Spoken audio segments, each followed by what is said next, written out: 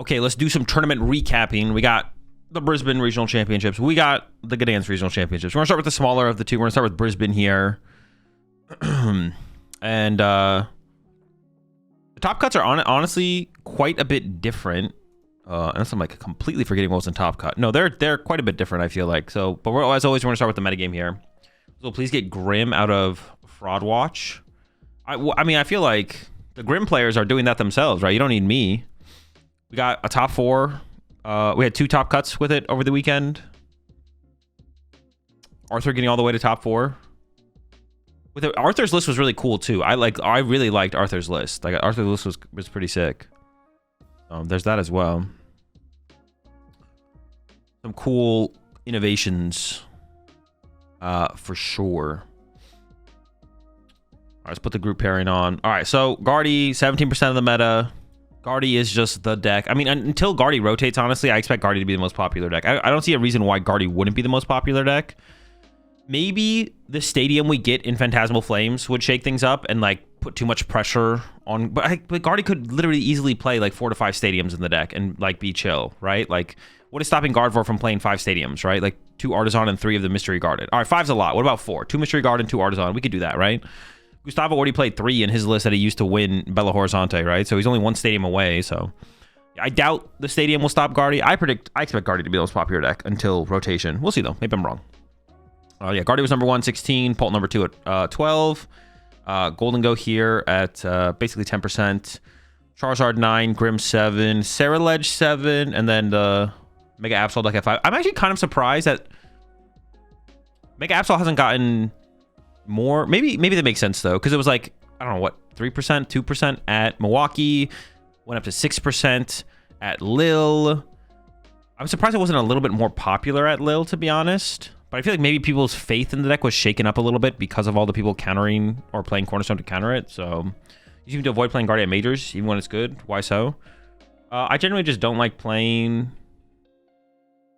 decks that I'll have high mirror match count, especially against like top players. It just seems like there's a bit bigger advantage to be gained, unless I feel like I've come up with some kind of innovation for the mirror match. But I don't play enough Gardevoir to like innovate on the mirror, so that's basically it. It's the same reason why I wouldn't want to play Dragapult, or one reason I would want to play Gardevoir or Dragapult is if I feel like that deck is being hated on specifically, but I come up with a cool innovation to counter the hate in some way or add more depth to the deck, then I would probably play a deck like that of like a higher popularity. But otherwise, I generally just don't like playing the most popular decks because I just don't like playing mirror matches. Because I feel like there's a bigger edge to be gained by playing a deck that doesn't lead to a high count of mirror matches. Not all the time, but sometimes. Or at least if it's equal, I would opt for the non-mirror match deck for sure. Is it trying to get coaching / consistent tips other than locals? I mean, Metafy, if you're looking for a coach on Metafy. Where were we at? Yeah, Absol box is at 5. I was saying, yeah, I was a little surprised that this deck didn't push closer to like 8%, stuff like that. Although Mega Absol box is one of those decks that is really unforgiving if you make like a single mistake with the deck. And that's the way it is honestly a lot for like these big basic decks. I feel like these decks are like really unforgiving to mistakes. Same thing with like Noctowl Raging Bolt. I felt like I feel like if you made a misplay with Noctowl Raging Bolt, like sometimes you're just so far ahead of your opponent it doesn't matter. But if you're in like a close game with Noctowl Raging Bolt and you misplay, I feel like that deck, like you got punished harder than most decks. Decks like Gardevoir and Dragapult are really forgiving. Mega Absol box is not very forgiving though. I feel like if you like misattach an energy or turbo energize with the wrong Pokemon, like you can just like lose a game instantly. Like it's actually, so I can understand like people picking it up and then like realizing it's harder to play than they thought, and then being like, all right, I don't want to, like, this is too much for me to get good with in the next 2 weeks to like play it at a major tournament, something like that. So that might explain like a little bit of its lack of popularity. Well, at least where I thought it'd be. Like I thought it'd be like closer to like 8-9%, stuff like that. So yeah, just 5. Terrabox 4. Same thing with Terrabox, right? A really unforgiving deck. Like misplaying with Terrabox is really, really bad. Stuff like that. Raging Ball has completely fallen off where it should be, 3% of the metagame. It should be lower. Honestly, the fact that Zoroark is a lower meta percent than Raging Bolt is kind of criminal. But I can understand a little bit. Zoroark is quite a bit harder of a deck to play than Raging Bolt. There is that. And then under that, it's kind of irrelevant. But we'll take a look at the conversion rates as well, see if there's anything interesting that stands out. Oh, interesting. The highest conversion rates are actually some of the more popular decks. Absol really good conversion. Charizard good conversion. I mean, Raging Ball has a good conversion as well, but who cares? Cynthia's Garchomp as well. Bolt did okay. Gholdengo, Grimmsnarl. Zork's a pretty low count here. Besides Cynthia's Garchomp, obviously. Once it gets to a low enough point, it doesn't really matter what the conversion rate is. It's not a big enough sample size to like really make a big deal about it. Guardy's at 21. 21? Onion rings or pizza logs? Well, I've never had a pizza log, but I doubt it's better than onion rings, so I'm gonna go with onion rings on this one. Azul, is Rocket Box fraudulent or slept on? Nobody's playing it, not even my locals. Are those my only options? No, the deck is not fraudulent. The deck is not fraudulent. The deck is not good enough to be fraudulent, and nor is it being slept on. It's not, neither of those two things accurately describe Team Rocket Box. Okay, so I mean that was the meta breakdown. Let's take a look at the standings though, of course. Ryuki Okada, one of the best players of last season, already starting off really strong this season now with a win in Brisbane. I believe he lost his winning in to cut at Milwaukee as well. We'll start with his build here of the Mega Absol. This is pretty similar to what Kato played over in Gdansk, I'm pretty sure as well. So no Cornerstone, right? Still not putting the Cornerstone back in. We saw this adjustment from Milwaukee to Lille weekends of majors because everyone started teching for Cornerstone. So why play a card that everyone's going to be prepared for? So we saw all the Absols, the successful Absols, the most successful Absols, which wasn't even that successful to be honest. It was like Benjamin Pham was the highest placing Absol in top 32. And then James Cox, I think, was under him in top 64. So neither of them played the Cornerstone. And we see that continuing here from Ryuki, not including the Cornerstone still, which I think is still probably a good call. I think it's a decent call that most people who played the Cornerstone counters would probably keep them in their decks. So it makes that call again. I mean, obviously worked out about as good as it could have because he did win the tournament. So no Cornerstone. 3 Monkey Dories, like an adjustment we saw from, I think Tord and Milwaukee only played 2, but they had two Absol, 2 Kangaskhan. Is not playing the Tatsugiri. That's like another omission besides like the Cornerstones from like the Milwaukee build. Well, do you think Alakazam is more of a contender with Dawn and Battle Cave? No clue, because I haven't actually played the deck with Battle Cave. Dawn is good in the deck though, so the deck got better with Dawn.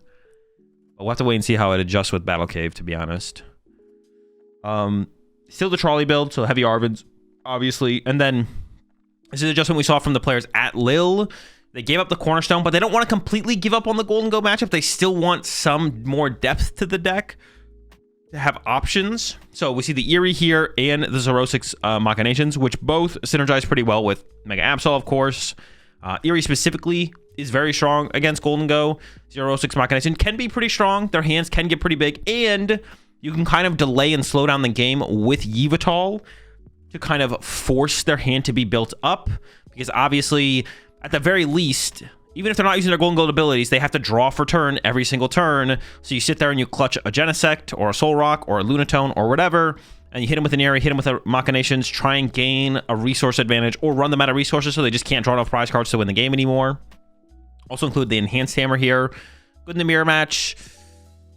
Some other matchups I'm missing. Good against Charizard if they have missed, but the Charizard matchup has got to be honestly pretty, like, no Cornerstone, no TM Devolution. That's another thing we saw some of the players in Lille playing was the TM Devolution.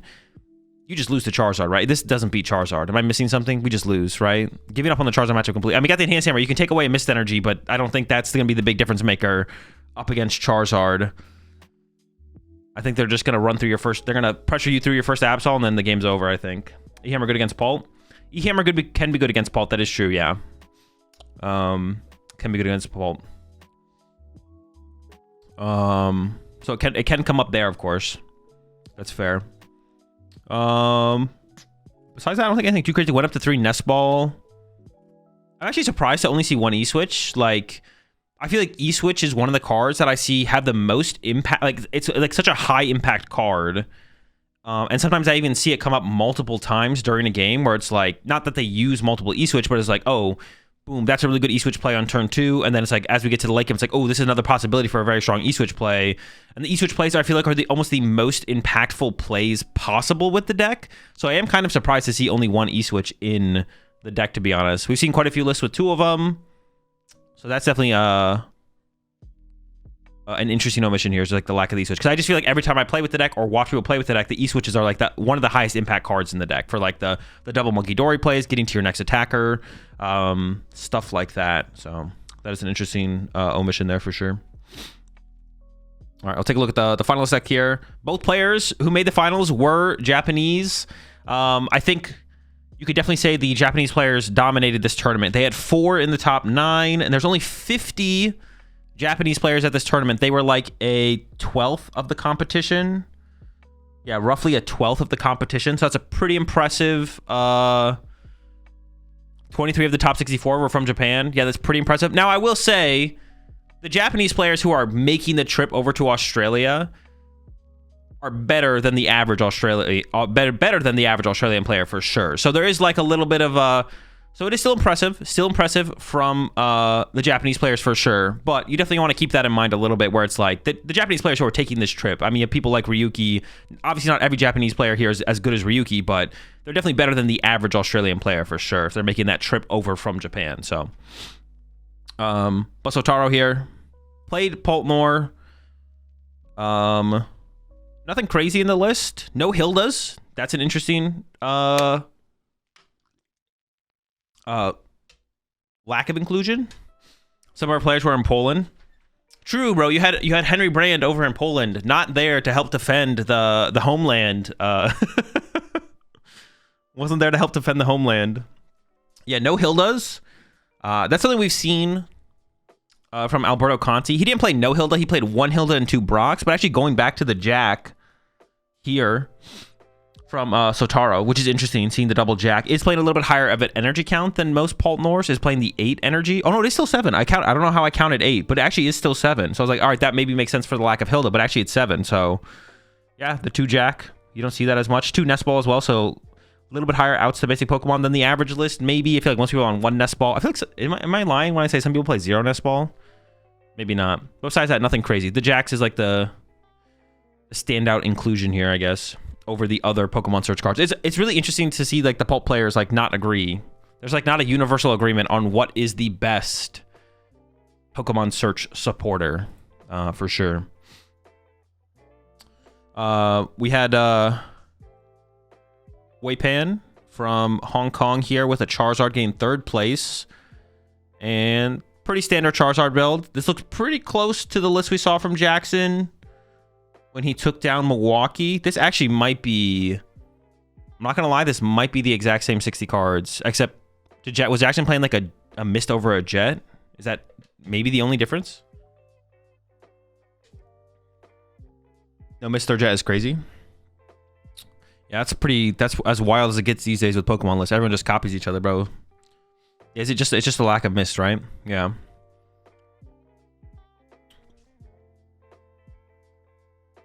If I recall correctly, Wei Pan originally used this list in Yokohama. Wei Pan is the OG Tatsu Jet user. Oh, is he the player that... Hang on, I'm gonna look this up real fast.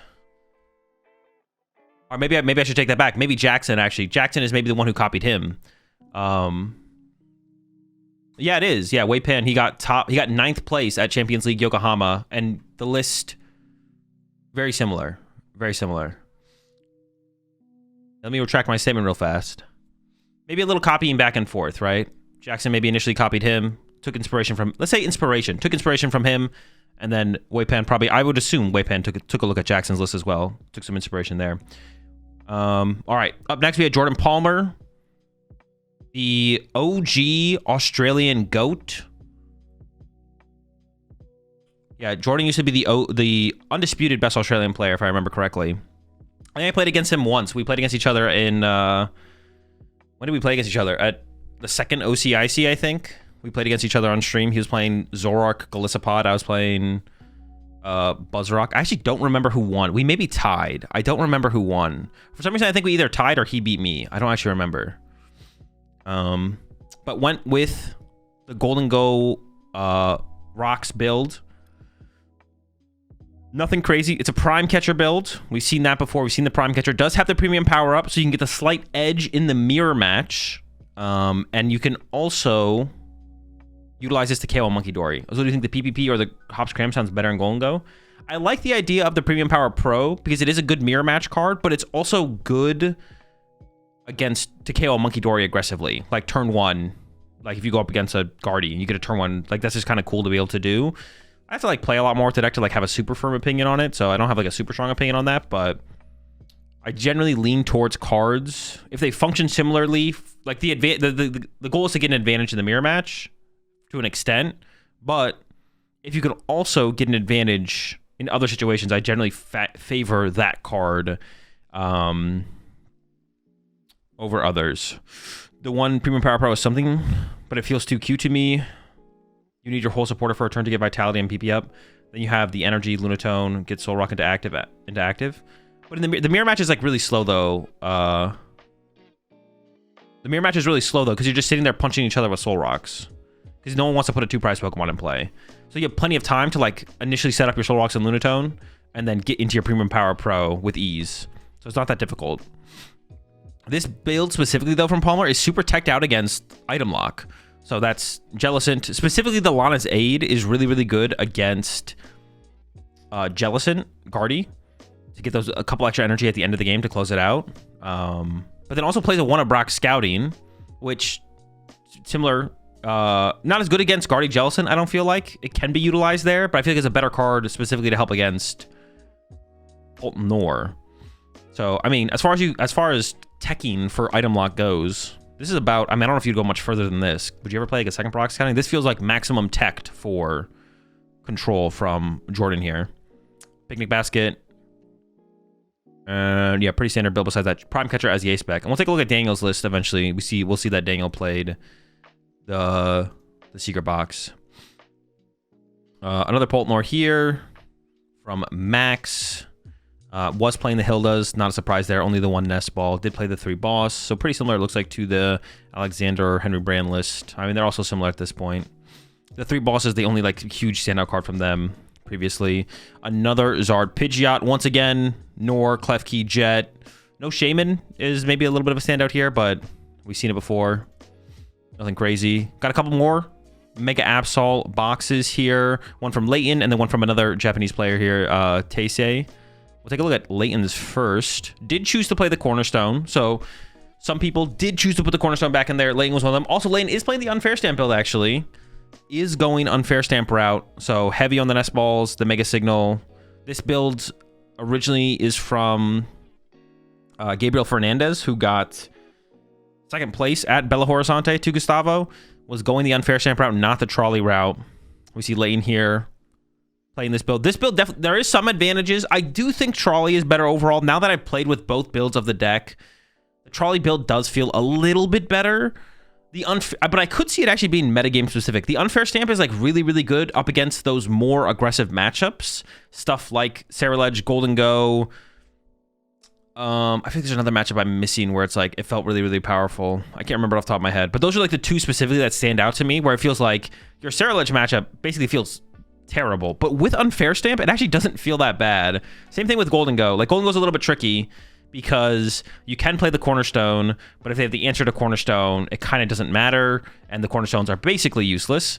So it adds a little bit more depth to that matchup. And I would say it adds a little bit more consistent depth to that matchup than playing something like the Eerie and the Xerosic. Like, I think the Unfair Stamp is way better than Eerie or Xerosic up against something like Gholdengo. Just being able to, like, they take the first knockout and you just go Unfair Stamp attack with Mega Absol and just try and, like, destroy their board state from there. So there's, like, advantages to playing the Unfair Stamp. I think overall, if you just could neutrally pick one of the two, the Trolley is better. However, in certain metagames, like I said, up against, like, those more aggressive decks, that's where the Unfair Stamp can shine for sure. Oh, the EXP share is interesting here. I didn't see that. EXP share monkey is so good. More decks should use it. Yeah, the EXP share is pretty cute here. It can also be used to chain Absols, right? You can EXP share your benched Absol, so when your first Absol goes down, you get another attacker, or to the Pecharunt, or to the Kangaskhan, whatever you want as your backup attacker, depending on the situation. It can lead you to more options. Or like you said, the Monkey Dory is actually cool as well for the EXP share. It feels like that kind of replaces the counter gain, right? That's something that we saw Gabriel choosing to play was the counter gain. The EXP share, playing both of them feels a little weird. That feels like a little bit overkill probably, but the EXP share is a cute inclusion. All right, Teisei's build here is a trolley build. Is playing the counter gain, is playing the TM Devolution. No Cornerstone. Has a Judge in here. Okay, this build is definitely a little bit different. Has a Judge. More aggressive Disruption to synergize with your Absol. Did go down to 1 Mega Kangaskhan. I've been seeing some players do this. James Cox over at Lille did this as well. Went down to 1 Kangaskhan, but did have the Tatsugiri still. We saw like Ryuki's build was playing 2 Kangaskhan, no Tatsugiri. So maybe players are just coming to, like, they're picking between the two. They're either playing a 1-1 split or they're playing 2 Kangaskhan, no Tatsugiri. Here's what I made my first phase 2 in Gdansk. My second regional ever. I went 0-4-1 after that, but it felt so good winning in round 8. Thank you for your content. It definitely made me a better player, of course. Glad you enjoyed the content. Tool Scrapper. There is a Tool Scrapper in here. What are we thinking with that? Guardy. Take away air balloons and trap something with an Absol on the active, maybe. The main reason has to be Gardevoir, right? Or am I missing something else that Tool Scrapper could be? Zoro Cape? Man, I feel like the Zoroark matchup is so bad, though. Like, I don't think it's going to save you. The Zoroark matchup is just so bad. I feel like the Zoroark matchup is just terrible. Generally, unless you misplay. Like I did on stream the other day.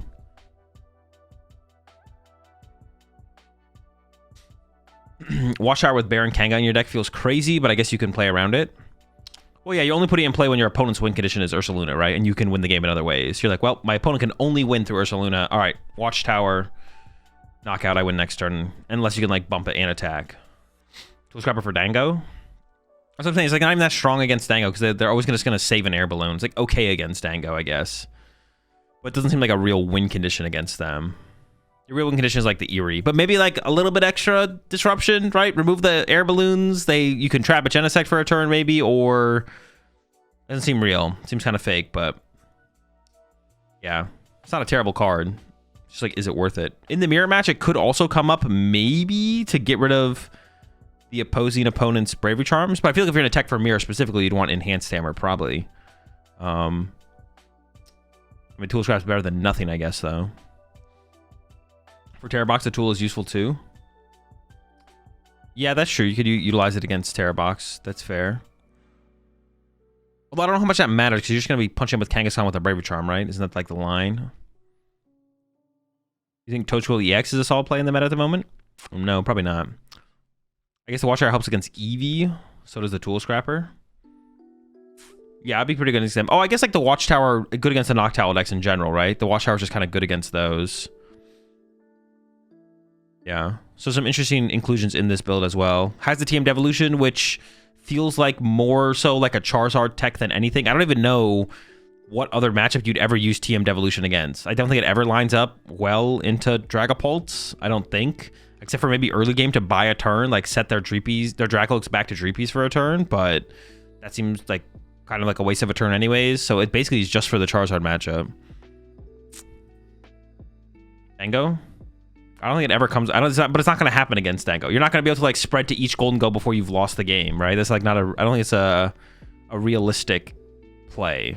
It's like only against Charizard is TM Devolution like a realistic line to take. Everything else is just kind of fake. So what's the best play for this ladder format? We've got the new cards legal to play for our 380-person league challenge this weekend. 380-person league challenge. Wait, are you playing? Oh, you have a big tournament in literally the ladder format. And what do we actually gain? Dawn.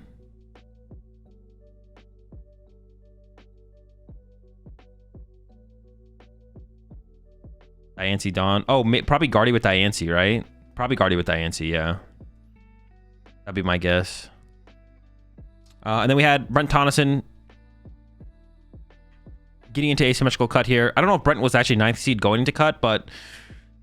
Well, he had to be 8th or 9th seed, right? Whatever. Made top cut, had to play the asymmetrical mass, lost, and he was just playing Dragapult Dusknoir. All right, let's take a look down. I'm going to go down. We have 2 tournaments to review here. So I'm going to go down to 32nd. It's located at 32nd. If there's any... Once I get to 32nd, if there's any other lists y'all want me to check out that are interesting or cool in Phase 2, or even in Phase 1, to be honest. It doesn't even matter. A cool list is a cool list. You can let me know in chat. But let me go through the top 32 lists here first. And then we'll take a look at that. First up, Charizard, and it's Charizard Dusknoir. Next, Paltnor. It's Paltnor. Next, Grimmsnarl. Anything cool in the Grimmsnarl build? The Grimmsnarl builds in the other tournament are actually pretty interesting.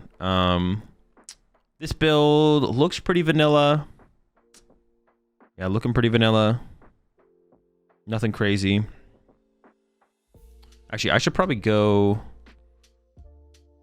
Another Mega Absol, Mega Kangaskhan list. Did play... Oh, okay. This is interesting. The Hero's Cape in this build.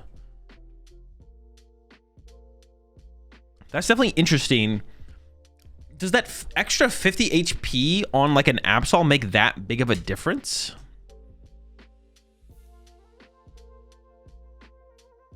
I feel like it doesn't make that... You appreciate the 13 months there, Sims. I feel like it doesn't make that big of a difference.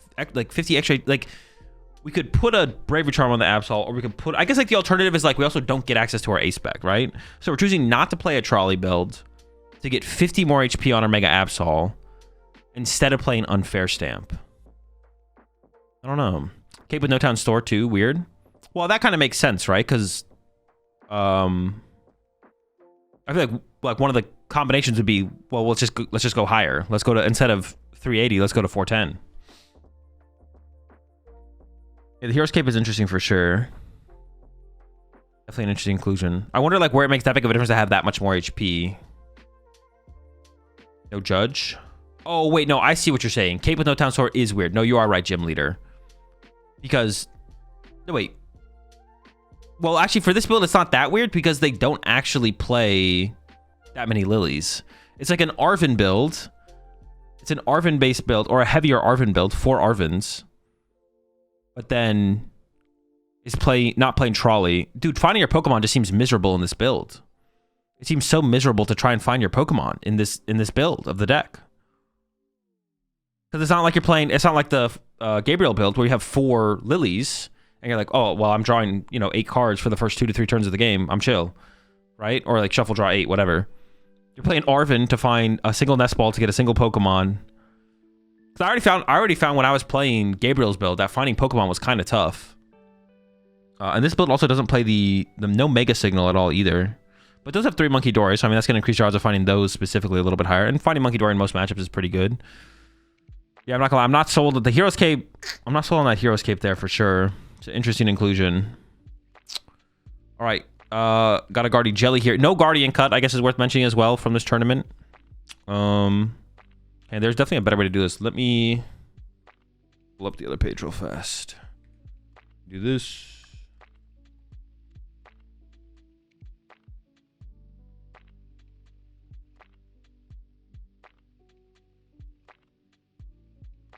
And then we can go down to... Oh, wait, is it just not... Is it not here? Oh, Brisbane's just not here. Okay, so I guess we have to look at it over here then. Wait, unless it's like under...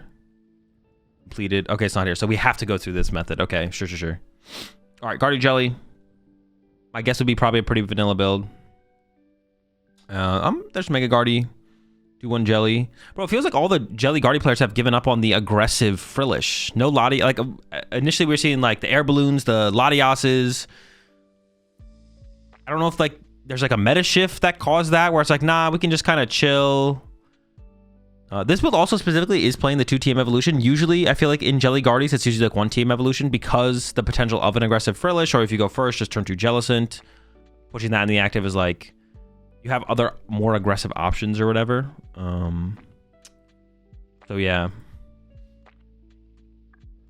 No Fez. Oh yeah, I didn't even realize that. No Fezandipity as well. 2 Mystery Garden. So that's another standout as well. Heavier on the TM Evo. Would usually like 1 Team Evo's all we see in these Jelly builds. No Fez. And he's playing the double Mystery Garden. It still feels like it's hard to argue against Fezandipity though. Like I understand the synergy between not putting a dark Pokemon in play. But yeah, it's really hard to argue against the power of Fezandipity, even if you're playing the heavier Mystery Garden count for sure. Not sure about that. I don't know if I'd keep Clefairy with Mega Guardy. You definitely have to. Your opponent, it would be pretty easy for the Pulp player to make it so you can't get to Mega Guardy. Also, with Mega Guardy, you need so many energy in the discard pile, and when they're Badu item locking you early on, it can be hard to build up enough energy that when they break the item lock, that you'd have enough energy in the discard pile to with a Mega Guardy one hit. So you have to play. If you want to have a good Pulp matchup, you have to play Clefairy. If you cut the Clefairy, you definitely would just have a bad Pulp matchup. Oh, that's not what I meant to do. Hold up. Neo here with a Guardy build. Pretty standard stuff, right? Is the Mystery Guarded more aggressive build? Double Bravery Charm.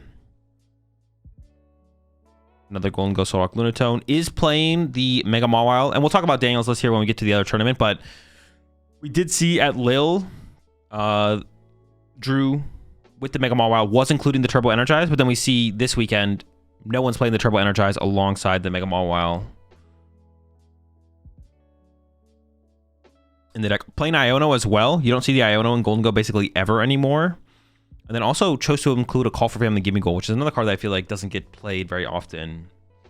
Mainly attaching to Mawile twice seems awkward. No, it's pretty easy. I mean, you have to do it 3 times if you want to KO a Cornerstone, though. That's the thing. It's not that hard to do, though.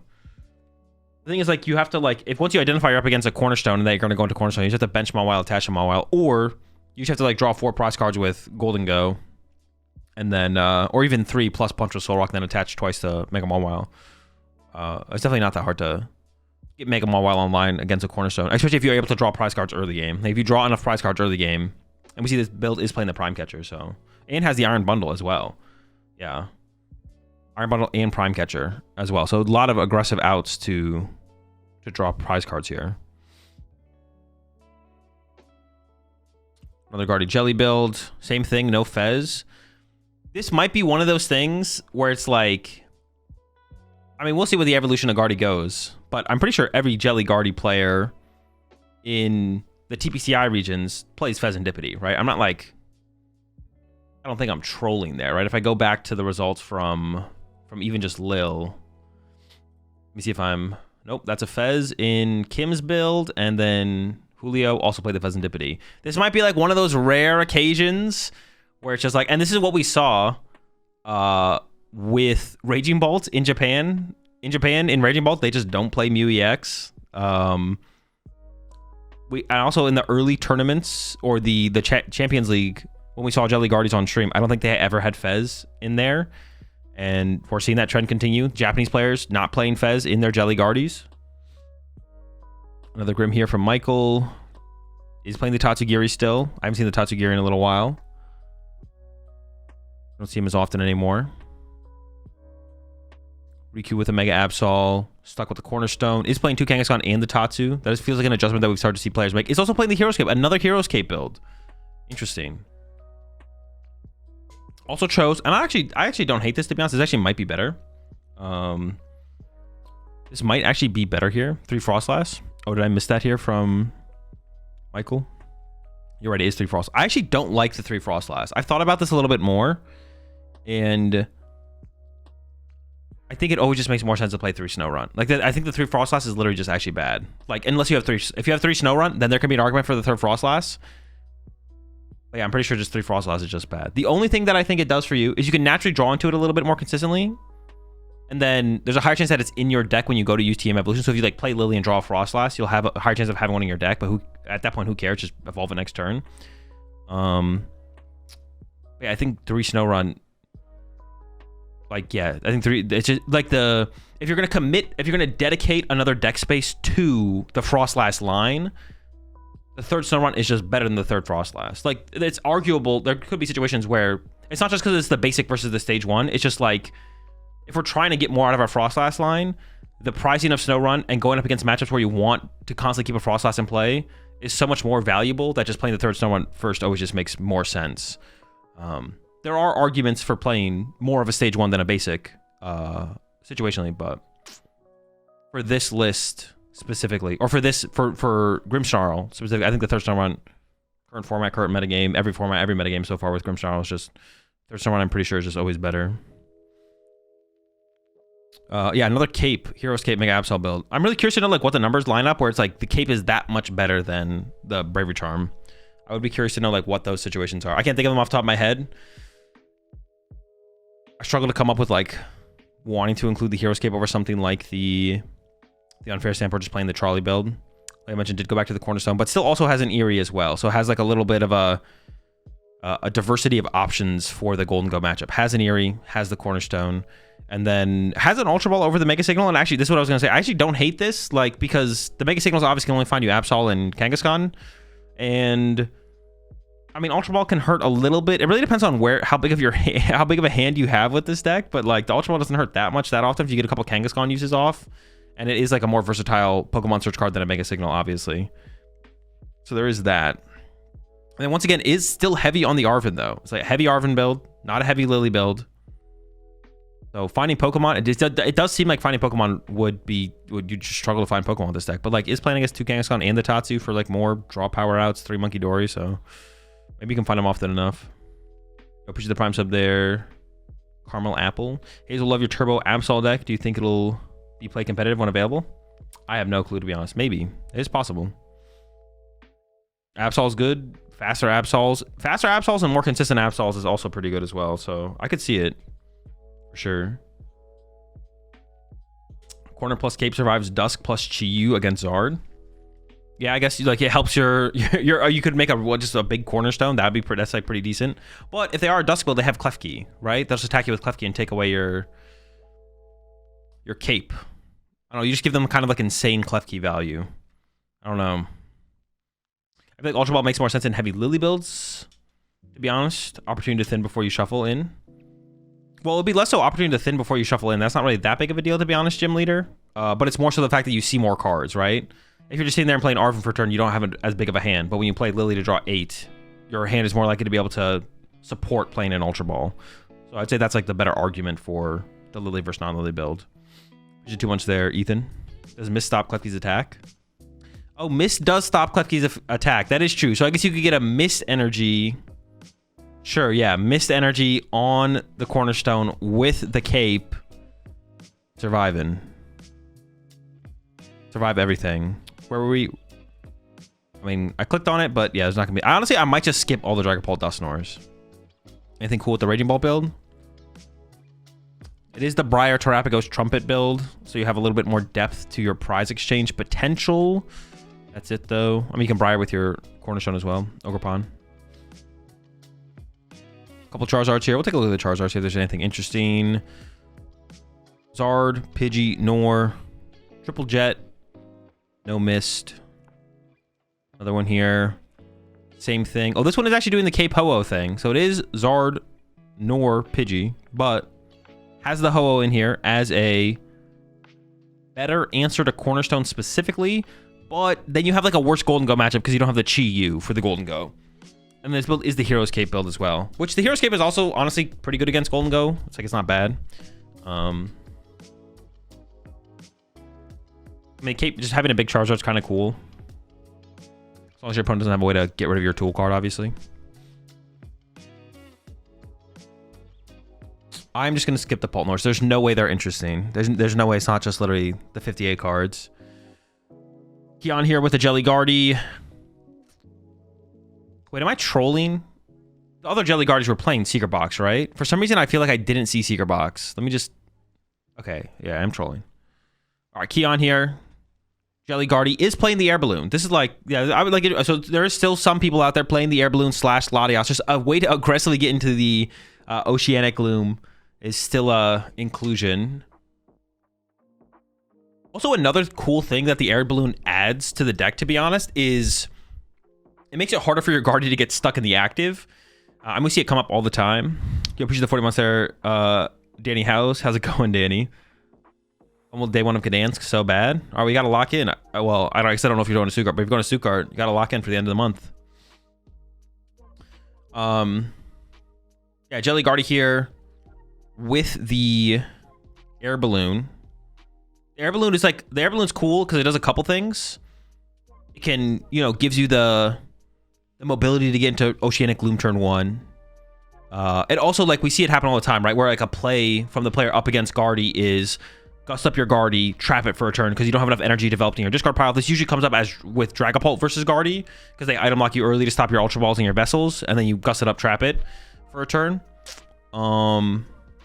But another thing someone mentioned in chat, you can put this in the late game, you can put this on your Fezandipity, right? And then as long as you have energy in your discard pile, everything else is psychic. Fez is not psychic, so now everything's mobile. So like Iono Counter Catcher isn't like an out to trap your Fezandipity as well. So I mean, I like the idea. I mean, if you're playing a Frillish build, like I like the idea of the Air Balloon or the Latias, just something to be able to abuse turn 1 item lock. Just sounds kind of good. Or just open the Frillish, I guess. Could always do that. Toshiro with a Guardy build here.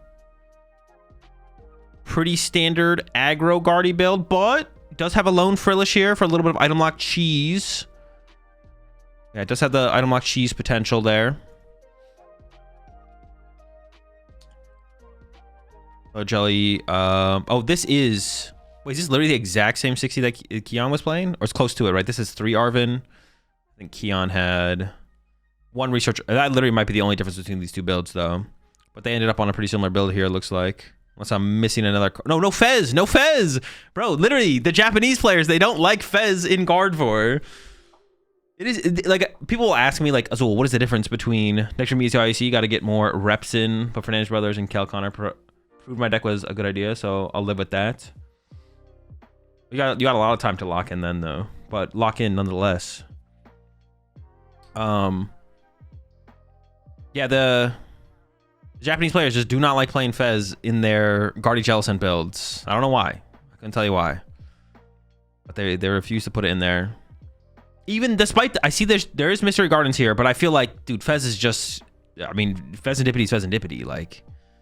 yeah, people ask me all the time, what's the difference between Japan's meta, or do Japanese players play different decks or decks differently than other players, or like does Europe play different than America, yada yada yada. The answer is almost always no. It's like literally almost everything is the same. But sometimes, and I feel like it's usually the Japanese players, sometimes the Japanese players just be doing weird shit, like not playing Fez and Gardevoir, or not playing Mew EX and Raging Bolt. Yeah, sometimes... wait, did I lose internet there? Okay, I am back. Yeah, the internet just dropped for a second there. Wait, dude, this happened the other day as well. Dude, I might need to call up the internet company. Unless it's like my computer, but I doubt it's my computer.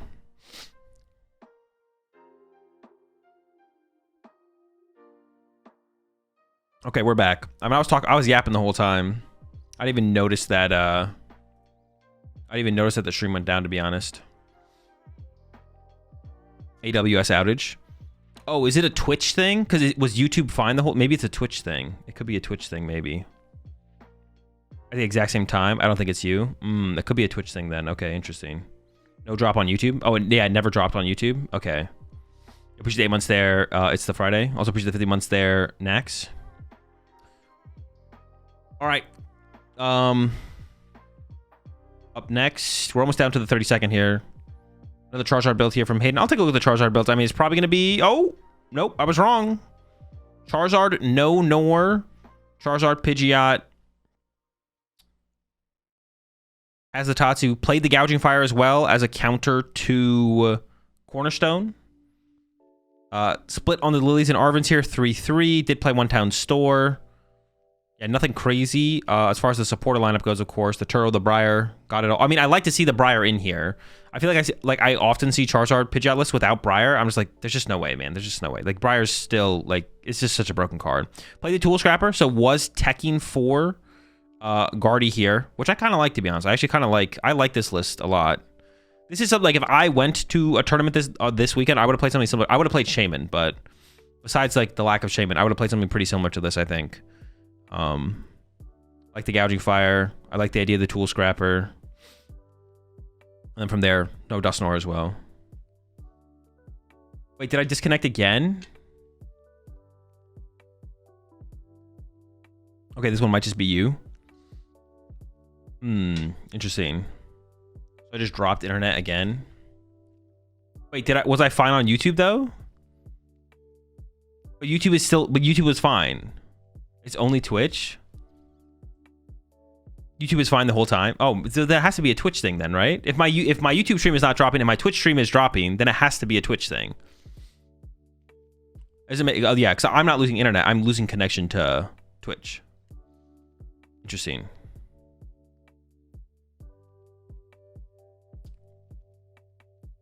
All right. Charizard. Hero here with a Terra Box build. Is playing the Absol in here. No Hoopa, though. I think the time I've seen the Absol before, it always has Hoopa in there as well, but... Absol.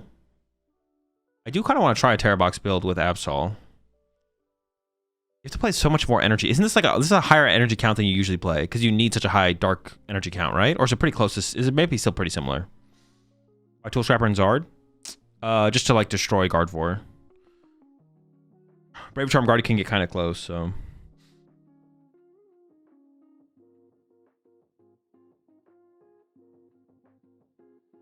Treasure Pilot stream is fine. Well, it might be like where I'm located versus where Pilot's located, right? I feel like it just couldn't be... It just probably can't be my internet if I'm only disconnecting from one area, right? It doesn't make any sense. I don't think that makes any sense. I'm not like checking if the rest of my internet goes down or if it's just my connection to Twitch. All right, we're skipping this. Nicholas Fox here with a Gholdengo. Played Lucario. Played Baby Gholdengo. So was heavily equipped for the Cornerstone. And then played an Ethan Sudowoodo. Where are we getting value with this guy? In, I mean, are we winning with impound? Where are we getting like high value with that card? I guess like if we whiff for a turn, we could like impound trap something and then knock it out next turn, right? It's like if we reach for the one hit KO. Yeah, like literally like on Gardevoir. Like if you go up against Gardevoir, they have 2 prize cards left. You could be like, okay, dig for the one hit KO on Gardevoir, whiff. Okay, cool. Artisan for Sudowoodo, boss up your Gardevoir, trap it for a turn. And then next turn, knock it out with Gholdengo. Actually, that is kind of cool as like a late game. I mean, just drawing to the cards to knock it out is also pretty cool, but yeah. Second attack for Absol. I don't think we're trying to imitate. I don't think we're using the second attack from the Sudowoodo. It's got to be about the impound. Is it better than another Vessel, though? I have no idea. I'd have to like know all the situations where it would come up where it'd be relevant. Also chose to play the Lana's 8 in here. When I saw the Lana's 8 in Gholdengo list, I assumed that people were playing it over Super Rod, but now I've seen like multiple lists where it's Lana's 8 and Super Rod, which seems like a lot of recovery to me, but the little bit of extra push for energy against the Jelly Guardy, I guess, is worth it. Or I guess Lana's 8, like Lana's 8 plus Super Rod should just win you the mirror match as well, right? Because you can have so many Soul Rocks. You should be able to win the rock off. More Soul Rocks is better, right? Okay, then finally, Charlie Queen here with the Slow King. Let's take a look at the Slow King build. It is the Trolley build.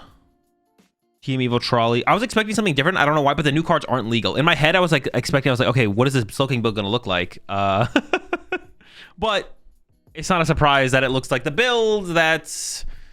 people had been playing with the trolley and stuff. I was expecting like something different with like the new cards. I was like, wait, the new cards aren't legal. You can't play Gumshoes. You can't play Dawn or whatever else you would maybe play in here. Wondrous Patch.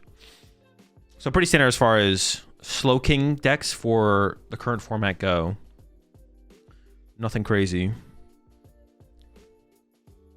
Gumshoes is legal. Oh, is Gumshoes legal? Well, you can't play Gumshoes without Wonder Patch. So you still have to wait for Wonder Patch, right? Can you take out 47th? We can. Okay, yeah, now if there's... I looked at the top 32 lists. If there's any lists that you guys know of that are interesting in the rest of the tournament, we can go take a look at them. Let me check out 47th. Yuki here with the Gardevoir. Oh, this is the Gardevoir Nor build. This build is cool. For sure. The only thing I'll say about this build, though, is you have to get stomped by... like... Oh, there's not even a Clefairy in here. I mean, honestly, that maybe just makes sense because I was like, this deck has to get stomped by Dragapult, right? No TM Evo, no Arven. I mean, no Arven to find the TM Evo. Like, you're definitely getting cooked by Dragapult. But that makes sense to not even include the Clefairy at that point because you're like, all right, screw it. We're going to lose anyways. Let's just play better against everything else. So, I definitely respect that choice. You can Dusknoir plus Mew against Pult. Yeah. No. That's not happening. You've already been board wiped by that point. No way you play Badoo with Frillish. Of course, why not? Badoo, oh, Badoo with Frillish, excuse me. I thought you meant with Frillish in the format. I didn't see there was a Badoo and a Frillish. I saw the Badoo. I was like, yeah, aggressive item lock's pretty good. No, I can still see it. The Frillish is probably mostly there for the Gholdengo matchup, more so than anything. Frillish is super, super strong against Gholdengo, so there's probably other reasons to play it as well. But yeah, like late game item lock, where you like can build up energy on the Frillish to then use Monkey Dories and retreat the Frillish into... You could do like item lock them, the next turn Gardevoir to the Frillish, retreat the Frillish into Dusknoir, pop Dusknoir, re-promote Frillish, Monkey Dory damage over, use Frillish, item lock them again, into Gardevoir, build up energy on Frillish, retreat to a new attacker, win the game on the next turn, something like that. So specifically with Dusknoir, there's like some synergy there. But then also Frillish is just kind of good against Gholdengo. It's not a bad card to put in Gardevoir ever. And they definitely do different things. Like Frillish is definitely different than Badoo in quite a few ways. All right, any other coolest to take a look at? 68 Greninja. All right, we can take a look at 68 real fast. Oh, had Zoroark in here as well. Mindjack, Zoroark, Greninja. I guess that's like your Gardevoir matchup out, right? The only way you're beating Guardy is... That's your win condition against Gardevoir is playing a small Zoroark line.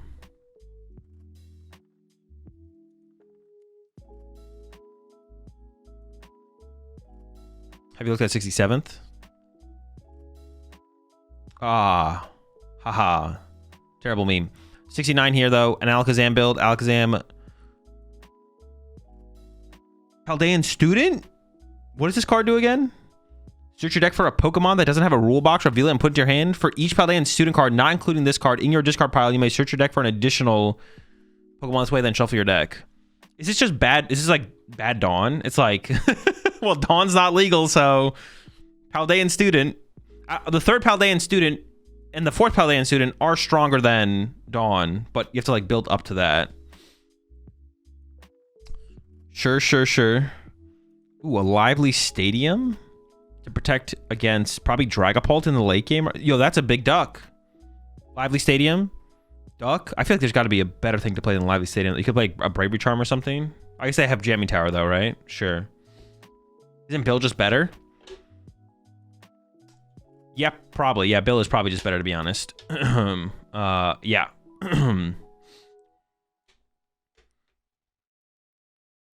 guess Paldean Student is good for you to discard. I bet this deck doesn't discard cards, though. There's one Ultra Ball in this deck. We're never discarding cards. There's a Didani X in here. That's the joke. Oh, good meme, good meme. Appreciate 2 months there. Feet. Paldean Student is Zerosic counter. Yeah, your opponent Zerosics you. Wait, they have the Zerosic. Wait, why would you play Zerosic in Alakazam? Without the memo. There's no memo here. Where's the memo? What is the point of just playing Zerosic? Literally, is it a mirror tech? Is it literally a mirror tech? For the mirror? Dude, no way, bro. Is it literally just like, it's like with the memo? All right, there's like, with the memo, it's like, all right, there's something. But this feels like there's nothing, bro. There's no way they have 4 broken cards. Even if they have 4 broken cards in their hand, like, that's unlikely to begin with. Off deck question: will Genesect be replacing Wo Chien in your Venusaur deck? No, I think you just play both. What is Memo? They shuffle their hand to the bottom of their deck and then draw that many cards. So you Zerosic them to 3, and then you Memo them, getting rid of their like good cards, the rest of their hand that was only good cards, and then they draw 3. So it's like being able to hand disrupt your opponent without actually disrupting your own hand, because you can't play Ionor or Judge in this deck, because then you want to get a knockout for your turn. Yeah, I don't know about the lone Zerosic there. Maybe like against Control or something that it's like a win condition. Oh, also is playing this Alakazam, which I actually think this Alakazam is kind of cool. Your opponent's active is now confused. You may move any number of damage counters from your opponent's Pokemon to their other Pokemon any way you like. So you can do... I don't know if Psychic is actually a reason to play this card. Psychic seems kind of terrible, obviously. But like if you hit like a Dragapult for like 290 damage, you can then strange hacking the next turn and take like 3 prize cards off their bench or something like that. So the strange hacking Alakazam is actually kind of cool. Psychic, you're probably not getting value out of Psychic. And then they're also confused, which is cool as well. In fact, that is a reason to play like an Iono. You could like Iono strange hacking, and that's actually not a bad combo there. Or Xerosic, no memo. Okay, let's go to the other tournament. Tournament number 2. There was 2 tournaments this weekend, of course. We had the Gdansk Regional Championships. Gonna start with the metagame, and then we'll get into the top cut. The top cut is definitely interesting compared to what we're used to. Take a look at day 1. Gardy was number 1, of course. Actually, not by that much over Pult. Actually, that's kind of interesting. If we turn the pairing off, Pultnor. Oh, yeah, Gardy was like not. He's number 1, but not actually by that much. I thought it would be by more, to be honest. Yeah, number 1, number 2. Gholdengo actually was super popular day 1 as well. What the heck? So Golden Stones, Golden Rocks was almost 11, and then there was Golden Joltik. Yeah, Gholdengo was right there as well. And then there was a pretty big drop off to the Grimmsnarl at 7.5. Ceruledge at 7. Yo, Ceruledge just keeps going down in popularity. You know what? Maybe I just need to show up to Vegas, win the tournament with Ceruledge to prove that it's a good deck. Or maybe I'm just wrong. Actually, you know what? No, I'm not wrong. Ceruledge is good. Everyone's just playing Carmine and no Drillbur. So, I mean, I can't choose what people choose to play in their Ceruledge decks, you know? I can only do so much. I put the information out there. What people want to do with it is up to them. Charizard at 7. Terrabox at 5. Mega Absol deck was only at 4%, actually. Raging Bolt's still at 4. The fact that Raging Ball just continues to be more popular than Enzorg is just it's criminal. And then from there it's kind of irrelevant. But we'll take a look at the conversion rates, to be honest. See, number 1. These are high conversion rates, obviously, but once again, like I always say, this is not relevant until you get to like a certain sample size.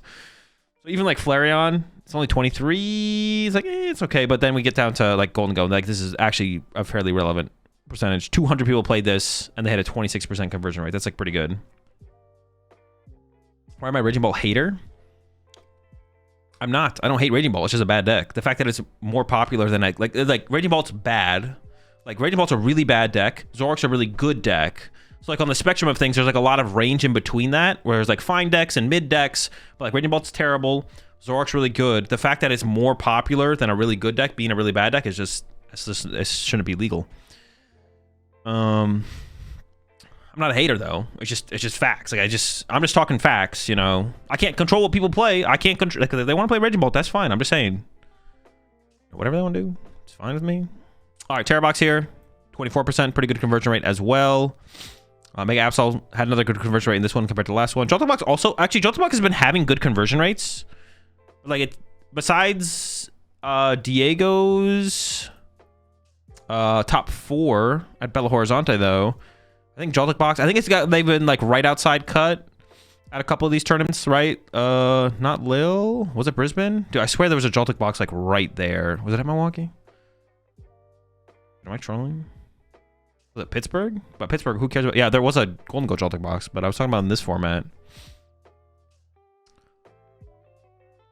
Nah, I guess maybe I'm just right. Joltebox just kind of sucks. I thought there was like the conversion rates from day 1 to day 2 have been decent. Oh, it was actually at Gdansk. It's right there. Will Gracie. Yeah, but Joltebox I feel like has been consistently having good conversion rates, but the deck is just like, I have heard people say this in the past before as well. Like Joltebox is a good deck to get from day 1 to day 2, but then once you get into day 2, you just get exposed because your deck is just kind of mid. I think it was Jesse who said that actually. Or that was like Jesse's analysis of the deck, which I kind of agree with. I think it definitely is one of those decks where Joltebox is like really consistent, really easy to play. And it's like not terrible. Like Joltex decks aren't terrible. They're not truly awful. Bella got 3rd. Yeah, Kasiraga got 3rd with it at Belo Horizonte. You appreciate the prime sub there, Ink. Now, Raging Ball is overrated. Honestly, you might be onto something. Raging Ball actually might be overrated for where it currently is. You think Pidgeot Control is a good deck for locals? I mean, yeah, it's like fine. I want to learn, but I'm afraid it won't be effective outside of the regionals meta. Is the deck okay at lower skill levels and against some rogue decks? I mean, rogue stuff can get weird. But like, if you're just trying to get good with the deck, it doesn't matter what you go up against. You know, try and get creative with your win conditions and stuff like that. It doesn't really matter if you're going to like a good metagame or a bad metagame. You're trying to just get good with the deck. Ball is literally good in this meta. That's what I'm saying. I've been saying that for so long. Like, Raging Ball is broken. Tier 1 deck. It's been Tier 1 deck for a while. People aren't taking advantage of the power right now for some reason. I don't know. It's kind of weird. Anything else stand out for the conversion rates here? Oh, both Joltik decks had decent conversions here. Gholdengo and the box. And then from there, everything else is pretty normal. So nothing crazy. But I'll take a look at the standings. Daniel Magda took it down. First major tournament win of the season. Wait, what did Daniel... Am I trolling? Did Daniel not win a major last year? For some reason in my head, I know he top cut 2 ICs. But did Daniel actually not win a major last year? Maybe he didn't. I don't remember. Gholdengo rocks. Was playing the Mega Mawile without the Turbo Energize. I talked about this when we saw the Mega Mawile on the other build in Brisbane, which is definitely an interesting... Lost to Miloslav. Yeah, I remember that. Yeah, he didn't win an IC, but did he win a regional outside of that? I thought he did. He didn't? Oh, I thought he did. I don't understand why people think Polt is a bad matchup for Bolt. Polts are literal Bolt food. Yeah, exactly. I've been preaching this for a long time. I'm with you. I agree with you, Sims. It's kind of criminal that there's not more Bolts in cut. And it's only more popular than Zoroark as far as good decks go. People just don't get it. Or they're just not very good with the deck. It's one or the other. Yeah, has a Mega Mawile. Did not play the Turbo Energize. I believe he played this deck at Lil and was playing the Mega Mawile plus Turbo Energize. One big standout actually from Daniel's list compared to other lists is I feel like most of the other lists we just took a look at were playing 4 Fighting Gong and like less Nest Balls. But we see Daniel here playing max Nest Ball count and even heavier Buddy Poffin count. Like I've seen some lists with like 1 Buddy Poffin. And then Fighting Gong is kind of getting the short end of the stick here. Less Fighting Gongs in favor of more Nests and Buddy Poffins. Obviously, Nest Ball is the most versatile Pokemon search card because it can find literally all your basics. Buddy Poffin's the most powerful. Well, it finds 2, so feels more impactful when you find it, right? To find the Gimme Ghouls. And then the Fighting Gongs only at the 2 Fighting Gongs, which is interesting. It's just interesting to see the spread difference. Like, I feel like this is like, it's like a little thing, but it's a pretty dramatic difference in terms of Pokemon search cards compared to the other builds that we've seen. So it's just interesting to point that out. Besides that, 4 Arven, of course, 4 Boss. Oh, I thought he was playing 3 Boss for some reason, but 4 Boss. That makes sense for how often he had Boss in his hand. 2 Turo, of course, and then did play the Team Rocket's Petrol.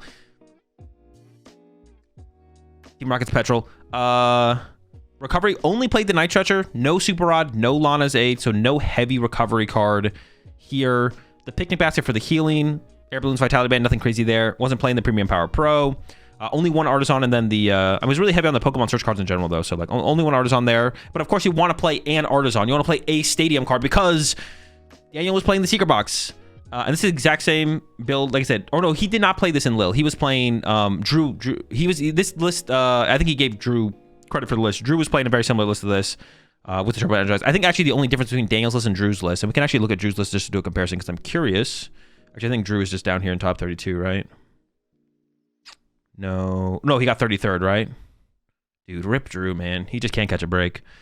Yeah, Drew cut the Turbo Energize, played the Petrol still, played Super Rod over Night Stretcher, and I saw Daniel call him out on Twitter saying Super Rod was bad. Who knows? Maybe that's the difference maker. Stretcher over Super Rod.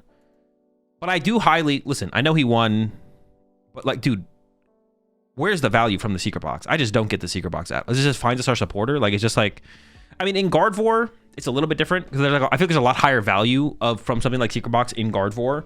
Your follow-up supporter is like a bigger deal. Like, this deck has so much draw power. Finds the tool. Yeah, but so does Arven. Like, so does Arven. Arven also finds a tool. Like, the Secret Box just is so low value in this deck. It's not zero value. But it's like, compared to like a Gardevoir deck or something, it feels so much worse. You have so much draw power in this deck just off the rip. You got Lunatone, you got Gholdengos on the following turn potentially. Play 4 Boss. Like, it does increase your odds of like finding Turo and Boss. And like, if you open it turn 1, I guess it's kind of cool, right? Finds you your supporter for the turn, whatever, but... Oh, it just feels hella low value. But, I mean, it is like a computer search. It just finds you like less stuff. Yeah. Like, in my head, we're gonna play some games with this deck today, and I'll see if I can see the value. But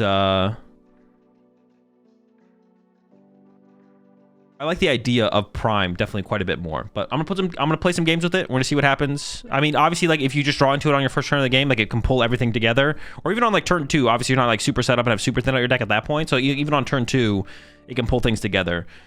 But like definitely your tool cards are super low value in the deck because it's so easy to find them with Arvin, and so is your stadium. Your stadium's also like pretty low value. It's not like a high impact stadium to find. Obviously, like sometimes it'll be nice if you open Secret Box turn 1, you're like, oh, I just need basic Pokemon. Boom, Artisan, there we go. But like obviously overall Artisan's a pretty low value stadium. Like once you set up past turn 1, it's just kind of like whatever. But Secret Box is +1 outs to everything on that first turn of the game to just get going. So I play 1 Petrol over a Palpad. Well, it's because you just want, like you want to increase your odds of like turn 1 or early on in the game finding cards that do things. Palpad doesn't do anything early game.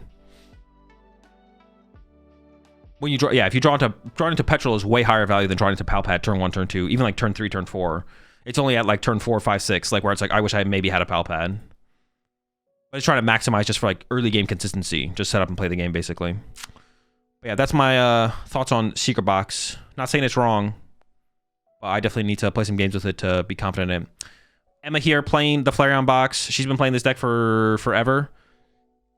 And did when she tweeted out her deck on Friday before the tournament.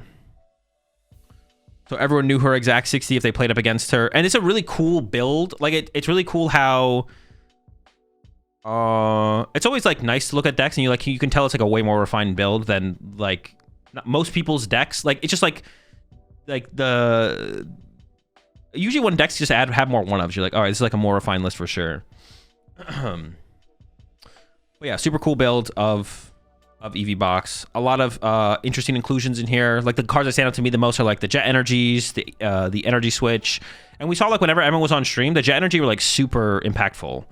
Being able to get like your mobility card and your energy attachment in the single turn was like super high impact. So the Jet Energies were like specifically for me were like stood out as being like super impact cards. She cooked, is that what you're saying? Yeah, basically, yeah. I didn't even realize there was 3 Buddy Poffining here, but I mean, finding Phantom turn 1's pretty good, right? That's actually like a big difference from her list to most other lists. Is like she's playing just way less of your situational cards, but that's the power of Noctowl and Pidgeot, right? That you finding your one-ofs is a lot easier when you have these cards in your deck, and a lot of that space I feel like went to Buddy Poffins. Like only playing 2 EV gives us +1 Buddy Poffin, and if you find that Buddy Poffin on turn 1, you actually get to set up and play the game, which is like a big deal, obviously. What happens if both EVs are prized? Well, depending on the matchup, you could win. But like we saw in the finals, pack it up and go next was the outcome of that, I believe, if I remember correctly.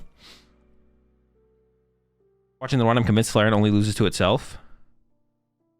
Well, I don't know how you could come to that conclusion after watching some of the Gholdengo games. The Gholdengo matchup is like super close. Like if Gholdengo can get that first KO with a Soul Rock, and there's not a two prize response, a Gholdengo player can just literally win the prize trade pretty easily. Especially when you're playing a list like Mag does with like 4 boss. Like you're not going to whiff the boss. So, is Jet Energy better than a Switch ever? I mean, it just kind of depends. Not always. Like there's going to be situations where you wish you had Switch over a Jet Energy, but because you're not always going to be able to attach a colorless energy for turn and pull off what you want to pull off, right? Like sometimes you want to attach a fire or something, but the reason she plays Jet is because she thinks it's more often that you're going to want Jet than a Switch. So play the Jet Energy instead. But it's definitely possible. Like you could pick up this list in the first game you play with it and be like, man, I wish there was a Switch in this deck. But the reason she plays Jets and doesn't play a Switch is because she thinks more often you're going to want the Jets than the Switches. It's like a deck Grant shouldn't pick up because he's unlucky. Exactly, yeah. Yeah, really cool build of Flareon here. This might be another deck I play with today, is the Flareon deck here. Another cool list. Actually, I really like this list from Arthur, the Grimmsnarl list. All the only thing I don't like is no energy switch, but I could see it being correct. I could see it. I've given it a little bit more thought. I'm like, okay, I could see no energy switch being correct in here overall. But, I mean, the big standouts here, of course, are no Ursaluna. But there's a trade-off for no Ursaluna, and that is the Petron EX here. And the Petron EX acts as your late-game closer because Arthur does play the energy switch here. So you can set up you can effectively set the Petron up in a single turn to be your closer in the late game. And the Petron in general is just kind of cool as an inclusion in the deck to, like, it synergizes well with Yveltal. When you lose Frostlass, it actually even synergizes well with just your Grimmsnarl to generate damage on your side of the field to use with Monkey Dory. Because that's something decks can do against you. Can Can we now say I was unlucky at Lil? Is this the exact 60 you played at Lil? No Iron Bundle. That is one card that when I look at this list that I personally miss is the lack of the Iron Bundle. I definitely miss the Iron Bundle. Also, no Artisan. It definitely stands out to me as like there's like so little Pokemon search for your non-Grimmsnarl line. There's the 2 Spikemuths, so that finds your Grimmsnarl line, obviously. Only 1 Buddy Poffin. We actually saw the same thing from no Shaman. Oh, there's no Shaman as well. That's a good point. There's no Shaman. So Terra Box is kind of scary, for sure. Or even Gardevoir. But Gardevoir doesn't always come up against Gardevoir, to be honest. It like sometimes comes up against Gardevoir. Yeah, it seems like everyone's on the 1 Poffin train now. No Artisan, though. Only 2 Nest Balls to help find our basic Pokemon. 1 Poffin and Grimm will always open it. Yeah, I guess when you have that, like, covering your back as a Grimm player, like, you know you're going to open your 1 Buddy Poffin anyway, so who cares if you play 1 or 2, right? You only need that first one to get going, so... Also, you should take a look at the 4th place in Seniors Division. I promise you won't be disappointed. If I am disappointed, I'm banning you.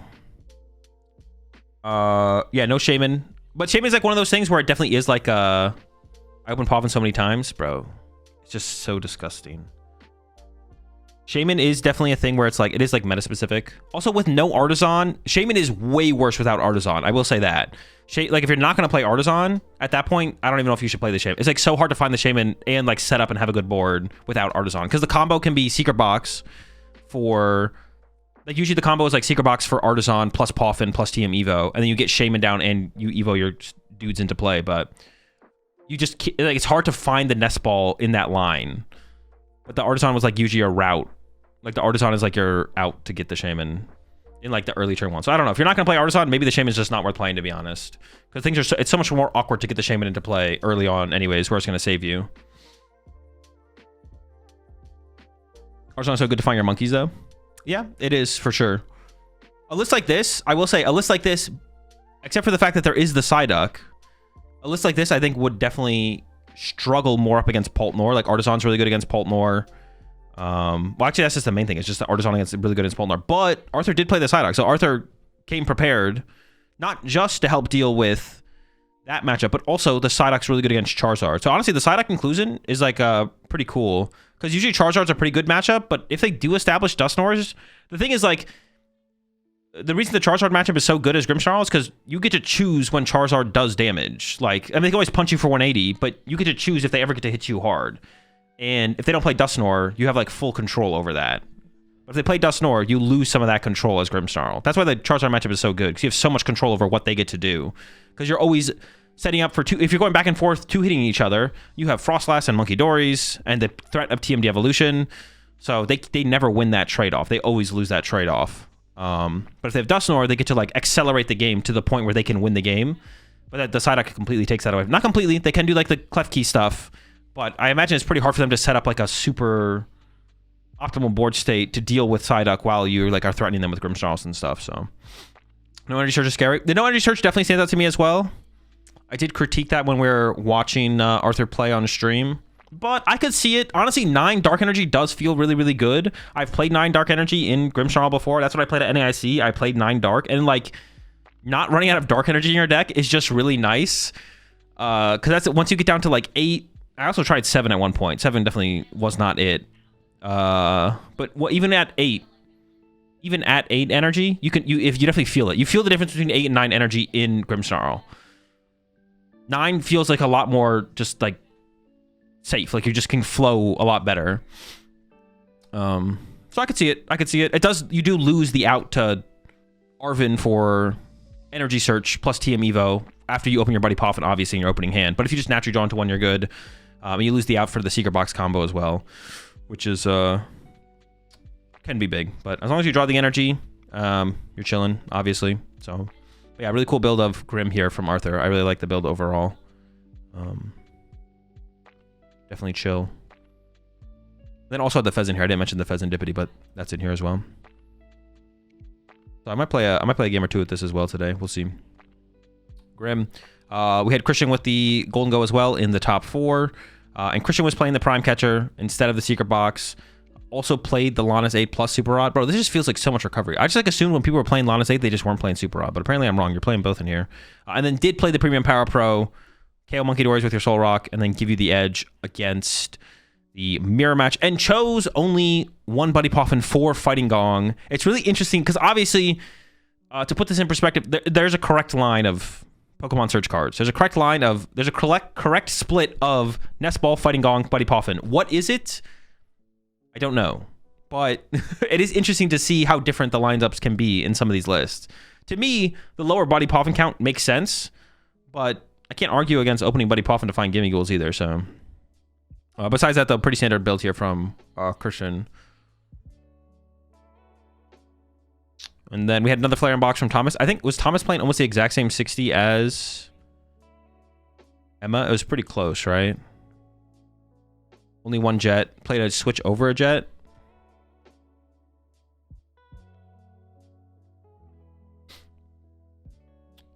Thomas was on Emma's Lil list. Okay, so slightly different. Second counter catcher. I think Emma was playing 2 counter catcher. Or maybe I'm wrong, though. No, Emma was on 1 counter catcher. Okay. So slightly different list, but nothing too extreme. Calvin Connor with a cut here. Playing Zoroark. And we'll take a look at the list that Vinny and Gabriel played here in a second as well. It's pretty close. So all of them were playing the Mega Absol as your cornerstone answer, plus just like a powerful attacker in the deck. No Darmanitan, no Toedscruel. So the Gholdengo matchup is just bad. We do see Calvin here playing the Eerie. Vinny and Gabriel played the Zerosic. Neither of them are good answers for Gholdengo. However, could win with them, possibly. So the Gholdengo matchup is just really, really bad for these builds of Zoroark. And I would actually say, I think moving forward, like if you're someone who wants to play Zoroark for Vegas, you probably want to get the Toedscruel back involved, to be honest. I think Toedscruel, or you make the cornerstone call and go the Arven route. But the thing is, the Cyrano build, I think, is actually just like considerably better than the Arven build of Zoroark. I think the Cyrano, now having played more with both of the builds, I think the Cyrano build of Zoroark is considerably better than the Arven build in terms of the deck just functions way better.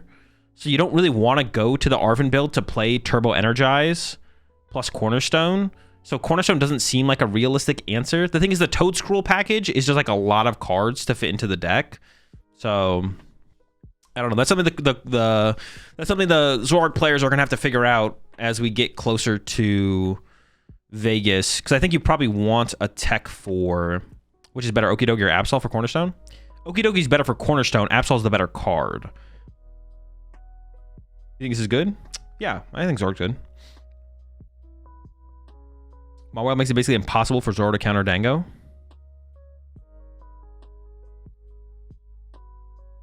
Does it, though? Because they have to bench the Mawile ahead of time. I don't know if that's true, to be honest.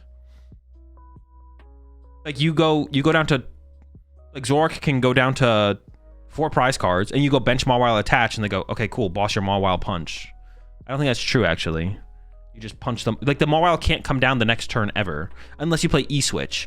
That would be like the next level tech, would be to play Gholdengo with Mawile E-Switch, so when they go to 2 prize cards, you go bench Mawile E-Switch attach knockout. What are you dropping for a 2-1 Toads in this list? You probably cut the Absol and make the call that no one's going to play Cornerstone, and then cut the Cleffa and maybe a Watchtower, something like that. Something like that, yeah. The Eerie is in here as a Gholdengo answer. Not like an answer, but it's like a card that's just kind of a fine card. Eerie's just kind of cool with Yveltal, because Yveltal slows the game down, and then people accrue cards in their hand, and then you hit them with an Eerie. Or Eerie plus Mega Absol is like a combo, is pretty chill as well, obviously. So it's kind of just like a fine card to play if you can find room to put it in the deck. Cut Eerie. Oh yeah, cut the Eerie. Cut the Eerie if you're putting the Toedscruel in.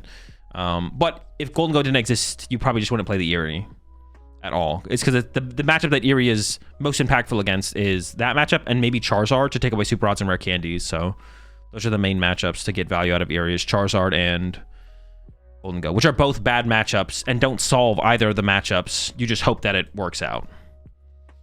And we saw for Vinny and Calvin, it did not work out because Daniel beat both of them 2-0, and I'm going to assume was in a pretty handed fashion. Tato here played the Absol Kangaskhan deck. Did play the trolley build. No Hero's Cape. No Unfair Stamp. With the trolley. Ryuki was also playing the trolley build, right? I'm not trolling. I don't know if this is the exact 60 that Ryuki... No, Ryuki had an Eerie alongside the 06, but it's pretty close. Kato did play the double E-switch. Ryuki had the third nest ball. So it's pretty similar to what Ryuki won with over at Brisbane. Also, did you see the maths on the Kato Emma game? What maths? I did not see any maths, I don't think. Oh, the time taken? Yeah, I did see that. I did see the time. Yeah, it was like, what's it called? I did see that, yeah. Why so Rosix? Eerie is better? Zerosik is better in more matchup. Well, I don't even know if that's true. It's arguable Zerosik is better in more matchups than Eerie is. But it's less good against Gholdengo, so I don't even know, to be honest. It's still a Gholdengo answer. It's not a very good one, though. Like, there is situations where you can use, like in standoffs, there is definitely standoffs that can happen with this deck and like mirror match and stuff where someone doesn't want to attack first. And that's where Zerosik, you can like pressure their resources, right? So yeah, Zerosik is like better in more matchups, but it's worse against Gholdengo. I don't know how good it is in the other matchups as well. So I'm like, I'm not familiar enough with the card in general to know it's all of its strengths, but it's definitely worse against Gholdengo than Eerie. So pretty good versus Zorak. Yeah, pretty good versus Zorak. Crow's a pretty big hand of a lot of resources. The matchup's not very aggressive. The matchup's not very fast. So yeah. It's just good for like standoff situations, which can happen a lot with the Absol deck because like no one wants to punch each other because you don't want to give each other monkey dory damage and stuff like that. So I misspoke earlier, was actually 4th place junior division from Brisbane. Oh, for the list, 4th place Brisbane. Okay, I'll check that right now before we move on to Hermione's Charizard.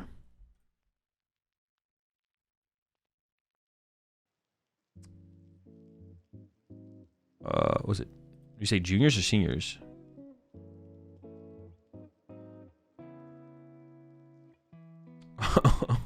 The Jungle Dumper? Mega Venusaur? Okay.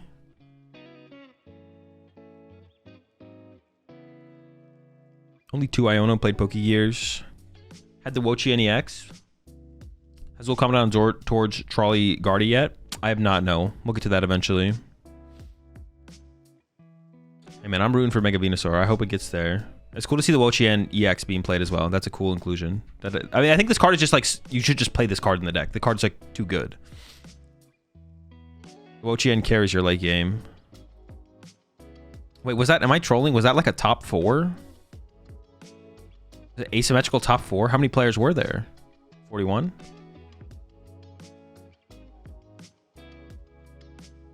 All right, Hermione played Charizard, back-to-back top cuts for Hermione. Pretty good. Played a very similar Charizard list. I actually heard Hermione say on his interview, his stream interview, he actually said that he thought Charizard was like a bad play for this weekend, but a good play for last weekend. I actually disagree. I think it's actually the opposite. Charizard was probably a less good play last weekend because no one was teching for Pult, so Pult was going to have a better time. And he is like not tech for Pult, no Psyduck, more item heavy, only 1 TM Evo, no Town Store, only 2 Arven. So I feel like this build of Zard struggles against Pult quite a bit. But Pult was like lined up pretty well last weekend, but I think Pult was like lined up worse this weekend. I think Charizard was actually a better play this weekend than last weekend because you'd make the assumption that people are going to be a little bit more prepared for Pult after it dominated Lil. But pretty similar list. I don't even know what he changed. There's not that much different. He still played the Mew, Klefki, this like, yeah, aggressive style build, the 4-bar candy, like I mentioned, only 1 TM Evo, no Town Store, Mezagozas, stuff like that, Secret Box. So really aggressive build of Charizard here. He does it again, back-to-back cuts. Pretty impressive. And we had Vinny getting cut with a Zorak here. And it's pretty similar to what Calvin played. Not exactly the same 60. They're both playing the Hero's Cape, which is a cool inclusion. You still think Pulsar sucks? Of course, yeah. I'd get him on board versus Hermione and through. Bro, what the heck? Wait, what did you play, Soda? You gotta lock in, my dude. Surely Gardevoir is not unfavored into Guardy. You are right. Surely Gardevoir is not... Well, it depends what kind of Guardy. Guardy Jelly is. No, Guardy Charm is probably slightly unfavored, but it's not like a terrible matchup. Oh, you're not talking to me? My bad. Yes, so the differences between like this build and what Calvin played, there's no baby Pokemon. So we saw was it Gabriel last weekend was playing Badoo. No Badoo in here. No Klefki as well. They're also playing. Gabriel's also playing the Klefki, or Gabriel and Vinny were playing Klefki. So no Cleffa as well though. No Cleffa, no Badoo. No baby Pokemon for the early game. Cyrano style build, like I mentioned. And then was playing the Zerosix, where Calvin was playing the Eerie. Dude, there's so many Zerosix. So many people playing Zerosix. And also double Janine instead of the split of one Janine, one ends PP up. That's gonna be the question moving forward though. How does Zorg deal with Gholdengo? I feel like you gotta play something. I mean, you could cut a Yveltal, to be honest. You can go down to one Yveltal for sure. Guardian main still play Drifloon? Probably. Drifloon feels like it's the way to go for sure. Max Roberts with a Guardy. One of the two Guardies in cut. Pretty standard aggro build I want to play. I want to say playing the Town Store. I actually really like the Town Store inclusion in these more aggro. I don't know if it's better than Mystery Garden, to be honest. I guess I will say that. I don't know if it's better than Mystery Garden, but the idea is pretty cool, right? You're playing the heavy Lily. You still have a couple Arvening here, of course, but like, just like how Town Store feels pretty good in Charizard to increase your odds of finding TM Evo through Lily, and then it's also a card that you can use to find like Air Balloon if you play it, or Maximum Belt as well. It's a similar thing in the Gardevoir, right? Town Store early game finds you TM Evo, late game finds you Bravery Charm, and you're kind of going from there. Is it better than Mystery Garden though? I guess I don't know, but it's possible more Guardy builds should have like picked up on playing the Town Store. It's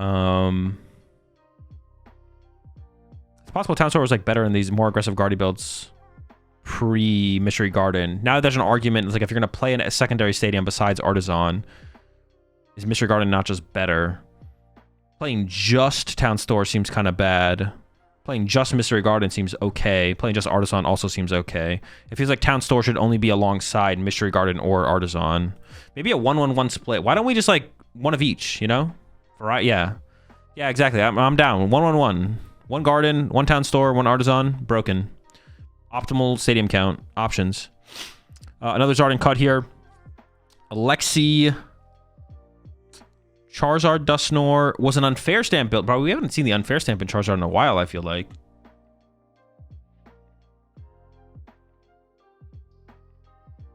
UTM Evo Town Store. Had the Ho-Oh in there as well as the answer to the Cornerstone. So a little bit more similar to... I feel like a little bit more of a standard build. A little bit different than what Hermione was playing, obviously. Yeah, definitely a little bit more standard of a build. Yeah, I haven't seen the unfair stamp in a while. Then we had Jamie here with Gardevoir Jellicent. Standard, pretty standard build, right? Air Balloon, TM Devo. Yeah, nothing crazy. Also played the Turo in there. I said I was going to skip all the Paltnors. We're going to keep doing that. Skipping Palt. Take a look at the other two Gholdengos in cut here. Nicoline or Nicoline. Playing the Mega Mawile. Still played the Turbo Energize. And was playing the Secret Box. So this looks like the exact 60 that Drew played the week previous in Lille, I want to say. Close enough to it. And then another one hill from Pascal. Prime Catcher was teching for Cornerstone, but with the Erica's Invitation plus Palpad combo. Only played one Turo, but if you're playing the Palpad, you know, that becomes your potential second Turo. Of course, finding your first Turo is harder because you only play one, obviously. And then did play the Cram, so didn't have the Premium Power Pro, but had some other, honestly, and that's another thing about Erica's Invitation actually as well, is it's not going to happen that often, especially because your opponents can be drawing less cards because they don't have Gholdengos in play. But in the mirror match, you can Erica's Invitation, and you can catch a Pheasantipity or a Genesect in their hand to then attack with Gholdengo and knock out a 2-prize Pokemon. So Erica's Invitation, not only is it a Cornerstone tech, but it can be kind of cool in the mirror, I guess, but the Cram's there to kind of carry your mirror match overall. The Cram is... Dude, the Cram's actually kind of disgusting in the mirror, isn't it? Like, this guy's just kind of annoying. Like, annoyingly good, right? Like, how you can't over... Like, Cram is better for the mirror than Premium Power Pro, but if no one's playing Premium Power Pro, then the Cram becomes kind of overkill, so you should just play the Premium Power Pro. But then if they play the Cram... But the Cram isn't, like, that good outside of the mirror match, right? So what do you think of the third place list of juniors from Gdansk? I don't know, I haven't looked at it. Yeah, I generally don't check the lower divisions results.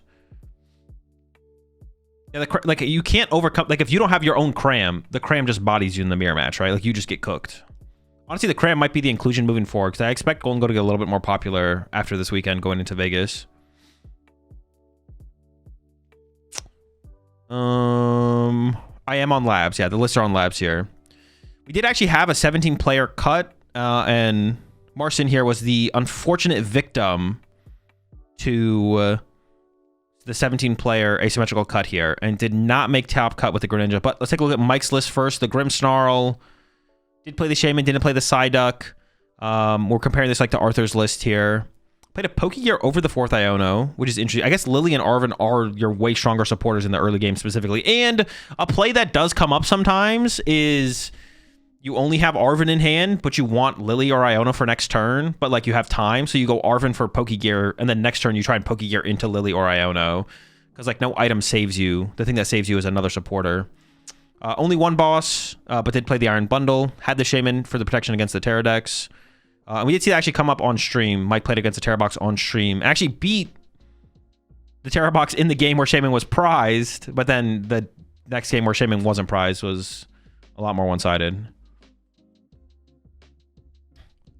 Anything else? Also included, actually, did play the 9 Dark, no Energy Search like Arthur did, and then also played the Energy Switch. I didn't actually see that. Played the Energy Switch. Didn't play the Pecharunt. Still had the Ursaluna in there, but did play the Energy Switch in the deck. Anything else? Chose to play the Artisan in comparison. Oh, his dad actually had the Air Balloon. Did Arthur play Air Balloon? I feel like the answer is yes, right? No, Arthur did, right? We saw it on stream, yeah. All right, we're gonna go down to the top 32, and then after I'm done with the 32nd place list, if anyone knows of any cool lists that made day 2, or actually just in general in the tournament, you can scroll down and take a look at them. You guys have been mentioning towards Guardy build, which I haven't actually seen yet. I didn't know he played Trolley Guardy, but we'll take a look at that as well. We'll start with, there was a bubble, right? I'm not trolling. Marcin did bubble here. With Greninja, Dusknoir, Pidgeot. I mean, this is pretty similar. Like, the last time we saw success, this much success, well, more success than this, of Greninja was... it was top cut at some... It was another European tournament, right? It made top cut at a European tournament. And this is pretty similar to that build. The Grand Tree, the Hildas, stuff like that. Frankfurt? Yeah, it was Frankfurt, yeah. Thank God this bubble, because this would have cooked me alive. Yeah, you got lucky this time. Yeah, the Greninja EX deck is interesting. We haven't seen it, like, for how little it's played. Obviously, like, no one's playing this deck. Yeah, no one plays Greninja, right? It's like no one plays this deck, but it is interesting. It has been having like decent success, like in terms of its like compared to its play rate. It's actually been doing okay. So it definitely be interesting to see like more people pick this up and see how far this deck can maybe go. Obviously, it has some weaknesses like being weak to Psychic, which is one of the worst weaknesses to have of any deck in the current format. But yeah, the deck is definitely cool. Definitely a deck I want to revisit at some point. And now I got a good starting point to go off of. Just copy Marcin 60. We had Juan here with the Guardy, just Turbo Guardy, right? Nothing crazy, nothing too wild. The Gholdengo here. I feel like we're not going to see anything too crazy. Had the Premium Power Pro, played the Baby Gholdengo, had the Erica's Invitation plus the Pal Pad. Yep. Another actually, I guess this makes sense for Daniel's build. Daniel did play 4 basic metal, but I guess that makes a little bit more sense. We have Mega Mawile. But also, just for like the pulp matchup, having the 4th metal is just kind of nice to naturally draw into the metal, so you can actually start attacking and KOing Badoos. I guess that matters less because you have Soul Rock as an early game attacker, though, maybe. It doesn't matter as much as it used to have the 4th metal for that. The 4th metal, I guess, is just good now if you play the Mega Mawile. That's like the main reason to include it. All right, where was I down here? Skipped. We took a look at that. Joltik Box is playing the Magneton. And also is playing 2 Brock Scouting. Interesting. Scouting. No Air Balloon. He's playing the Switch, though. Extra mobility. No, wait. No Air Balloon is kind of crazy, right? Am I trolling? I feel like no Air Balloon is kind of crazy. I feel like that always made like a lot of your turn ones a lot smoother to like set up for like more powerful follow-ups. I guess they are playing 2 Brock scouting though, so you can just like scouting for Latios plus another card. So you have like more outs turn 1 where you wouldn't need the air balloon. But I feel like Arvin for Nest Ball air balloon came up all the time with this deck. Or like getting a Pokegear for next turn. So like now having to commit your Arvin to get Nest Ball for Latios or getting the switch is like annoying. That is interesting. The lack of air balloon is definitely interesting for sure.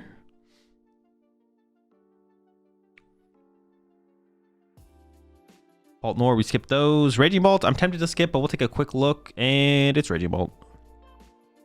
Bert also played the Grim here. No closer. No Petch or Ursaluna. Did play the Yveltal, of course. Still on the 2-Buddy Poffin. Boston Countercatcher. No Iron Bundle. Chose to play the Tatsugiri still as well. And then he's also playing the Energy Switch. I guess everyone's just on Energy Switch now.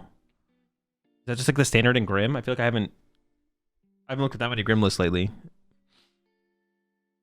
Is everyone just energy switching? Also chose to play the Energy Search, which was another difference that we saw from the top 2 lists. Just more energy versus the Energy Search.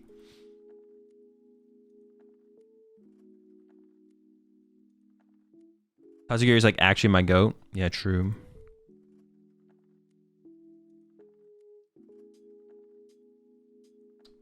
There's got to be some kind of control deck here from Nielsen, right? What else would it be? Control? Oh no, it's Ogre Box. But it's Ogre Box with Area 0. Okay, hold up. Ogre Box with Area 0. Crispins. I mean, this is definitely a deck for sure. I don't even know. It's yeah, so it's I mean, it's like Terra Box without Noctowl. It's Terra, that's what it is, right? It's Terra Box without Noctowl. That's what it is. And there's a lot going on here. It's just Squad. This deck is kind of cool. Petch just for the Dark Finisher. Well, no, there's no Dark Energy. This is here for to stop Clutch and Corner. Yeah, this deck is actually pretty sick. Passimian. What does this guy do again? Usually your basic. What is this? What is this counter? Kangaskhan? Ooh, is it? It's the Kangaskhan counter, right? Kanga counter. I gotta go back to the main page. Okay, cool. All right, this is a pretty sick build, actually. Yeah, we might actually play with this today. Oh, also is playing Sparkling Crystal as the ace spec. Although I guess what else would you play? Prime Catcher? What was Hubbard's build? Hubbard had Prime Catcher in there, right? Yeah, cool deck for sure. But it only does 240 to it.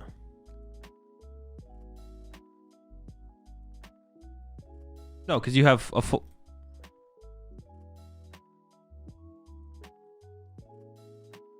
Oh yeah, what the fuck? No, but you have Area 0, but what if they have a Bravery Charm? You don't KO through Bravery Charm, right? Maybe it's just a way to hit it hard.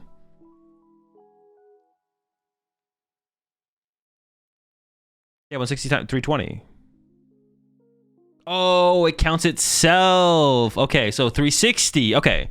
They could have Lively Stadium, but we have 3 Area 0. Oh, we have to have an Area 0 to hit anyway, so yeah. Okay, cool. I just reading it, I assumed it was only bench Pokemon. Yeah, pretty sick deck for sure. Definitely gonna give this one a try. Very sick, very sick. No Ends Plan. Well, when I first looked at the list, I was like, no Ends Plan seems a little scary, but it has Crispin, so who cares? Got Galaz here, played some Gholdengo, Lunatone, had the Cram for the mirror, and then Prime Catcher build. Pretty standard stuff, right? Also on the low Poffin count. That is like I guess like honestly, is it just kind of is it really just like the Drew list is the list that is playing the higher Poffin count? I actually just want to go back to Lil and see. Drew was playing the higher Poffin count here as well, right? Yeah, 3 Poffin. So it really is just the Drew build. But then some player like Daniel played it to Gdansk are playing the higher Poffin count. Everyone else is like on the low Poffin count. Interesting. Edmund here with some Terra Box. Played the Volcanion. I haven't seen that in a while in Terra Box. Besides that, pretty standard stuff. A lot of mobility, I guess. Has the Turo and the Switch. And the Air Balloon. Bro, and the Iron Leaves. Bro, we're not staying in the active long. No Super Rod. 3 Crispin. Those also stand out to me, of course. The no Super Rod plus the 3 Crispin. Rox County is a card I haven't seen in a Terra box in a while, but it's a good card in there. Julius playing Gardevoir again. How far did Julius go in Lil? Did Julius get to win it? Was it like top 32? I forget if he was on the win-in or not. I think it was close. Turbo Guardy build. This is as standard as it gets. Some trolling. I don't think I am though. Some more Gholdengo action. Had the Lucario in there. I feel like the Lucario is just outdated at this point. I feel like Mega Lucario is outdated in Gholdengo. Like initial technology, as the initial technology, it was kind of cool. But honestly, I don't think the Mega Lucario was always just worse than Turbo Energize Mawile.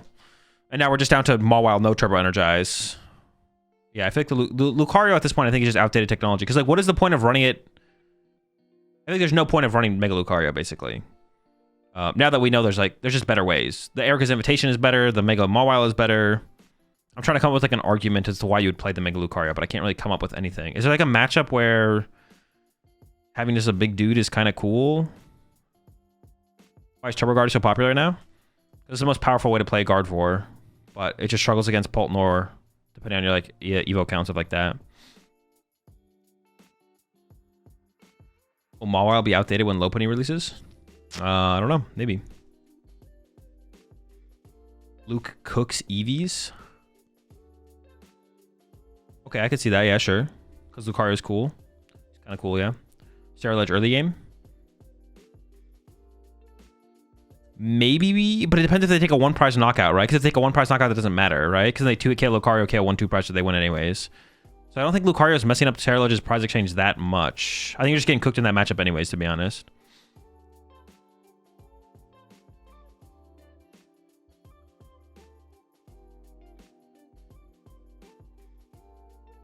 Also, okay, another thing though as well. Dude, how are we playing Mega Lucario without an Ultra Ball? There's one site. How are we, like, we're just not finding the guy. If we're gonna play him, put an Ultra Ball in the deck, bro. We're gonna bench Arbioli with an energy, he's just gonna die, because the next turn we just can't find our Mega Lucario. Also, there's an argument that actually the Mawile with an energy is safer than Fighting Gong can find. No, Fighting Gong can only find basic Cypher. Did you not just hear what I just said? All right, you know what? No, you are right. Actually, I just naturally draw into my Mega Lucario, personally, so it's pretty easy stuff. You're right. You're right. It's easy to find it. Yep, I'm just wrong. You guys are right. What's the one we just looked at? Luke is here with another Terra box. I give up, man. I give up. You guys are right. I also get turn 1 Poffin too. Play Grimmsnarl. Terra box, Mega Mawile, but besides that, nothing crazy. We've seen it before. Not everyone plays Mega Mawile, but so for LAIC, you think I lock in Turbo Guardy or Guardy Jelly? I think Turbo Guardy as of right now is the safer choice. If you're locking in right now, I'd lock in Turbo Guardy, yeah. Fighting Gong? Yep. Fighting Gong can find the Mega Lucario. I forgot about that. You're right. My bad. Listen, I'm sorry. I apologize. Chat's right on this. I don't want to fight chat. I want to fight with chat. Another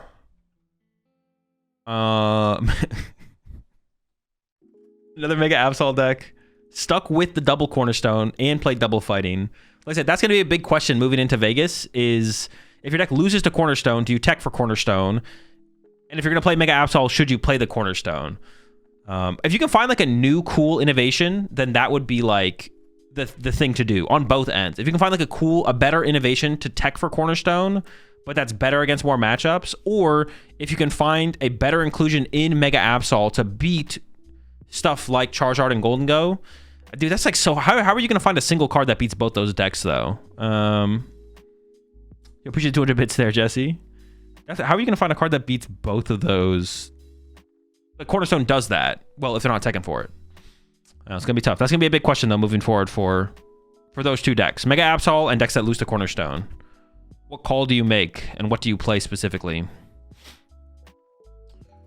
I got a key on here with a Charizard. That's where we're at on the list, right? Charizard build. Ooh, you love to see it. No Norzard, bro. Oh yeah, I saw Keon tweet his list out on Twitter. 4 Lily and 4 Arven. Yo, chill. I don't know if we need that much consistency. Honestly, the one card that I dislike that is not in this build is this Town Store, to be honest. Yeah, that's an insane amount of like early game consistency with the 4 Arven and the 4 Lily. And also 4 Charmander as well. Like literally just fours of everything. Yeah, the only card that I don't like that's not in here is the lack of Town Store. Or just, honestly, well, the Town Store is always just better than a 3rd TM Evo though, right? Probably, right? Counter Stadium. Plus you can find your max belt as like a combo piece. Like 2 outs to maximum belt. That's pretty good. That's double your outs. 1+1. You do the math. Yeah, I mean, I love Zard, no Nor, but I would like to see a little, like this list, I feel like it's just like lacking in terms of like power potential, but overall big fan. Guardy Jellison here. Anything crazy? Nope. Not playing a pivot card. Not playing Air Balloon or Latios for the turn 1 Frillish. But is playing the Fez. Wait, that's 3 Bravery? What the Oh, this is not just Guardy Jelly. Hold up. This is Guardy Jelly Charm. It's not Turbo Guardy. Well, I don't know. They got 3 candy. Wait, dude. All right. I don't even know what to think anymore. This is like, but how do they have this much room? What do they not play? How do you have this much room to play 3 Bravery Charm, Drifloon, a 2/1 Jellison, and 3 Rare Candy? No Arven, only 1 TM Evo. I mean, how would you have room for a mobility card? Oh, 2 Dark Energy, 2 Monkey Dory. Okay, I found the space. And I hate it. I found it, and I hate it. Oh, Monkey Dory's too good, right? Yeah. Yeah, I'm not gonna lie, I'm not a fan. All right, chat. If you always know any lists outside of the top 32, or if you want me to look at the seniors or juniors division, I will take a look over there if you want me to. If you know of any cool decks, we can take a look at those. Yeah, post them in chat right now. If not, that's going to conclude our what's it called? 3rd place juniors. Okay, I saw a couple of you mentioning that.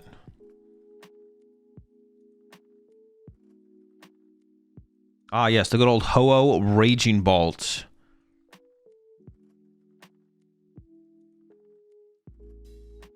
So the one thing about this build of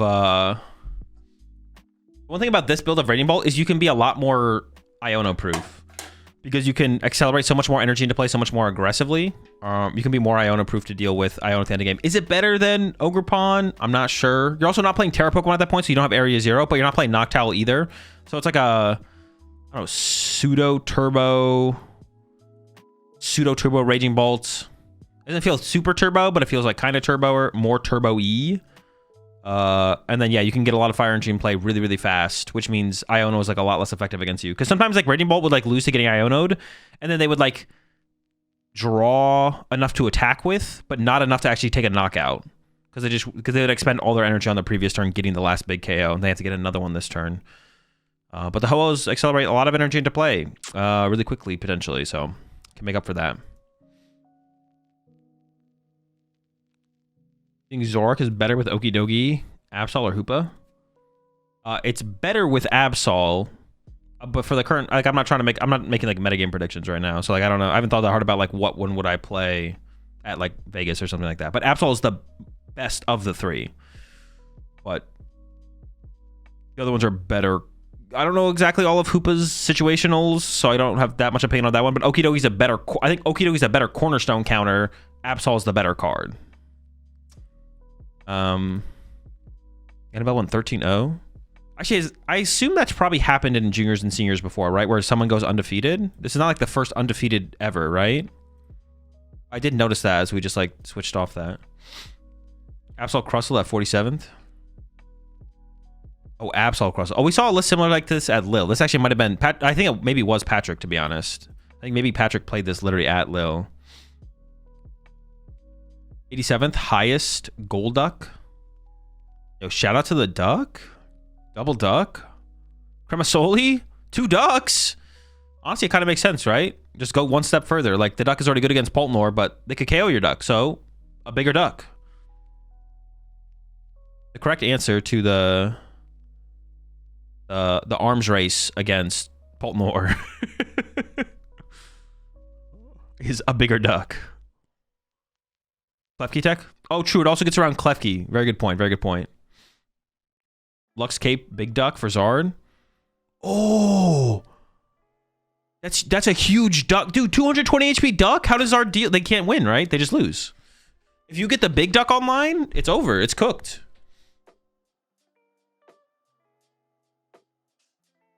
then you just LGM them to death or something. I don't know. Yeah, it's over. Oh, you guys said what? Tord got 61st? You said it was Trolley Guardy? Triple Mystery Guard? I mean, gotta draw a card somehow, right? So Arven build. Who plays a Poffin, a Nest Ball. Wait, is Trolley even that good? Dude, this looks like the exact same amount of Pokemon search that Guardy decks normally play. The only thing that's different is, I guess it like fully sets you up turn 1. I guess so it's better with Arven, right? Like, because if you go first, if you go second and you play Arven, you're not playing Lily, right? So you're seeing less cards, you're seeing less basics, yada, yada, yada. You're not playing Artisan. You're playing heavily through the Mystery Garden, trying to abuse Mystery Garden. That's cool.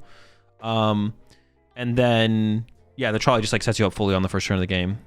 And then your Ultra Balls just can be committed to setting up your Guard Force and getting your late game attackers. Yeah, so it's a cool build. Heavier on the Arven, so heavier based around like guaranteed setup, I guess, right? Is what you'd say.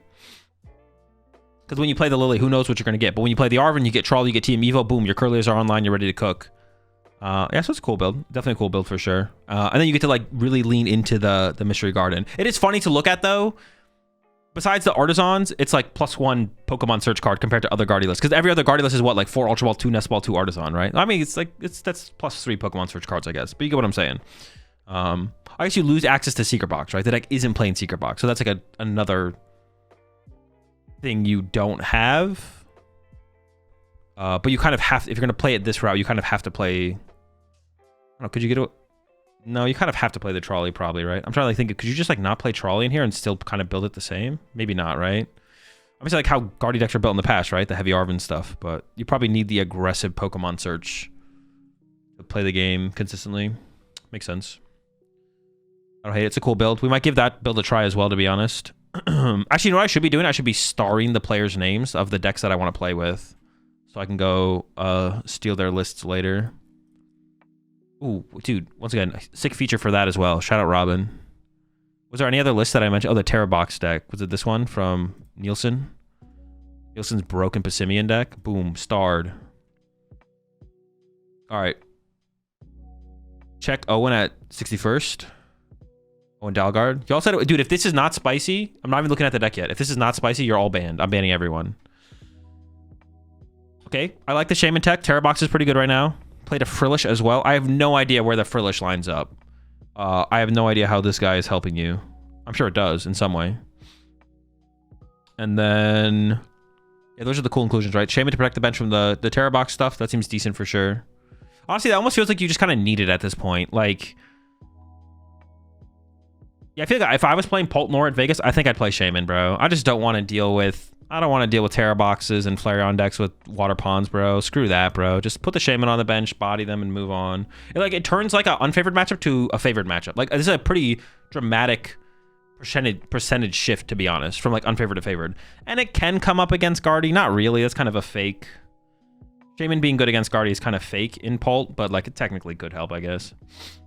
You don't need Charm Badoos with Frillish.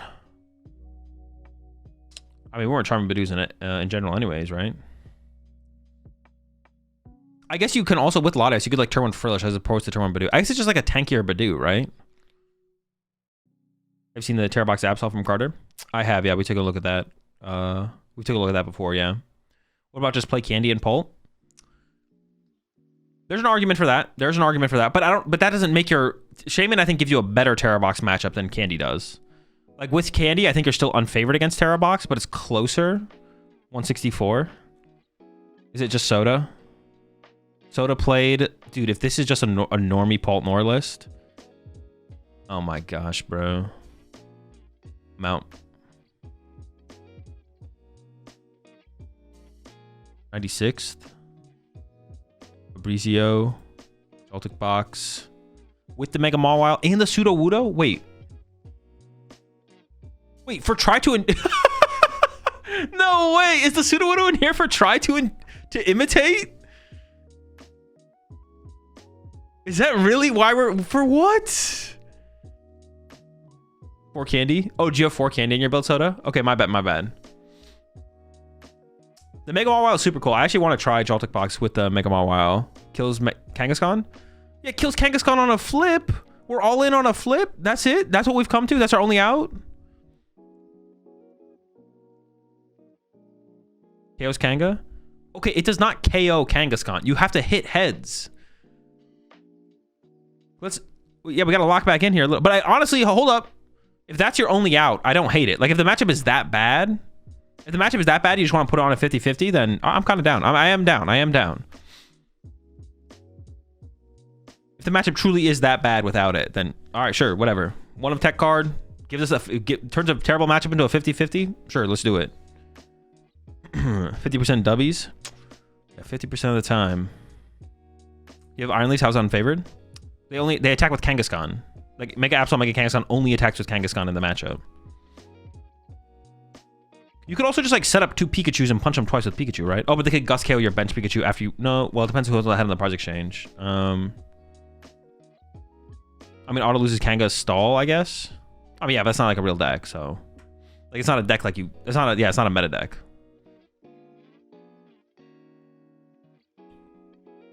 Doesn't imitate hit weakness on Kanga? It does, but try to imitate. There's try in the name for a reason. Sudowoodo does not simply imitate. Sudowoodo tries to imitate. You have to flip a coin to actually copy the attack. You don't just get to copy the attack. Sudowoodo would actually probably be a pretty good card if it just straight up copied the attacks. But it's a good card for impound, not a good card for trying to imitate. How do you feel about Turbo Guardy versus TM Evo Guardy? You got to go some. You have to lean decently heavily into TM Evo. Maybe not like full on 4 Arvin, but you need a decent amount of TM Evo right now to keep up with Paul. All right, chat. That's gonna do it. Let's go play some games. Done with just looking at decks. But that's a recap for Gdansk and Brisbane.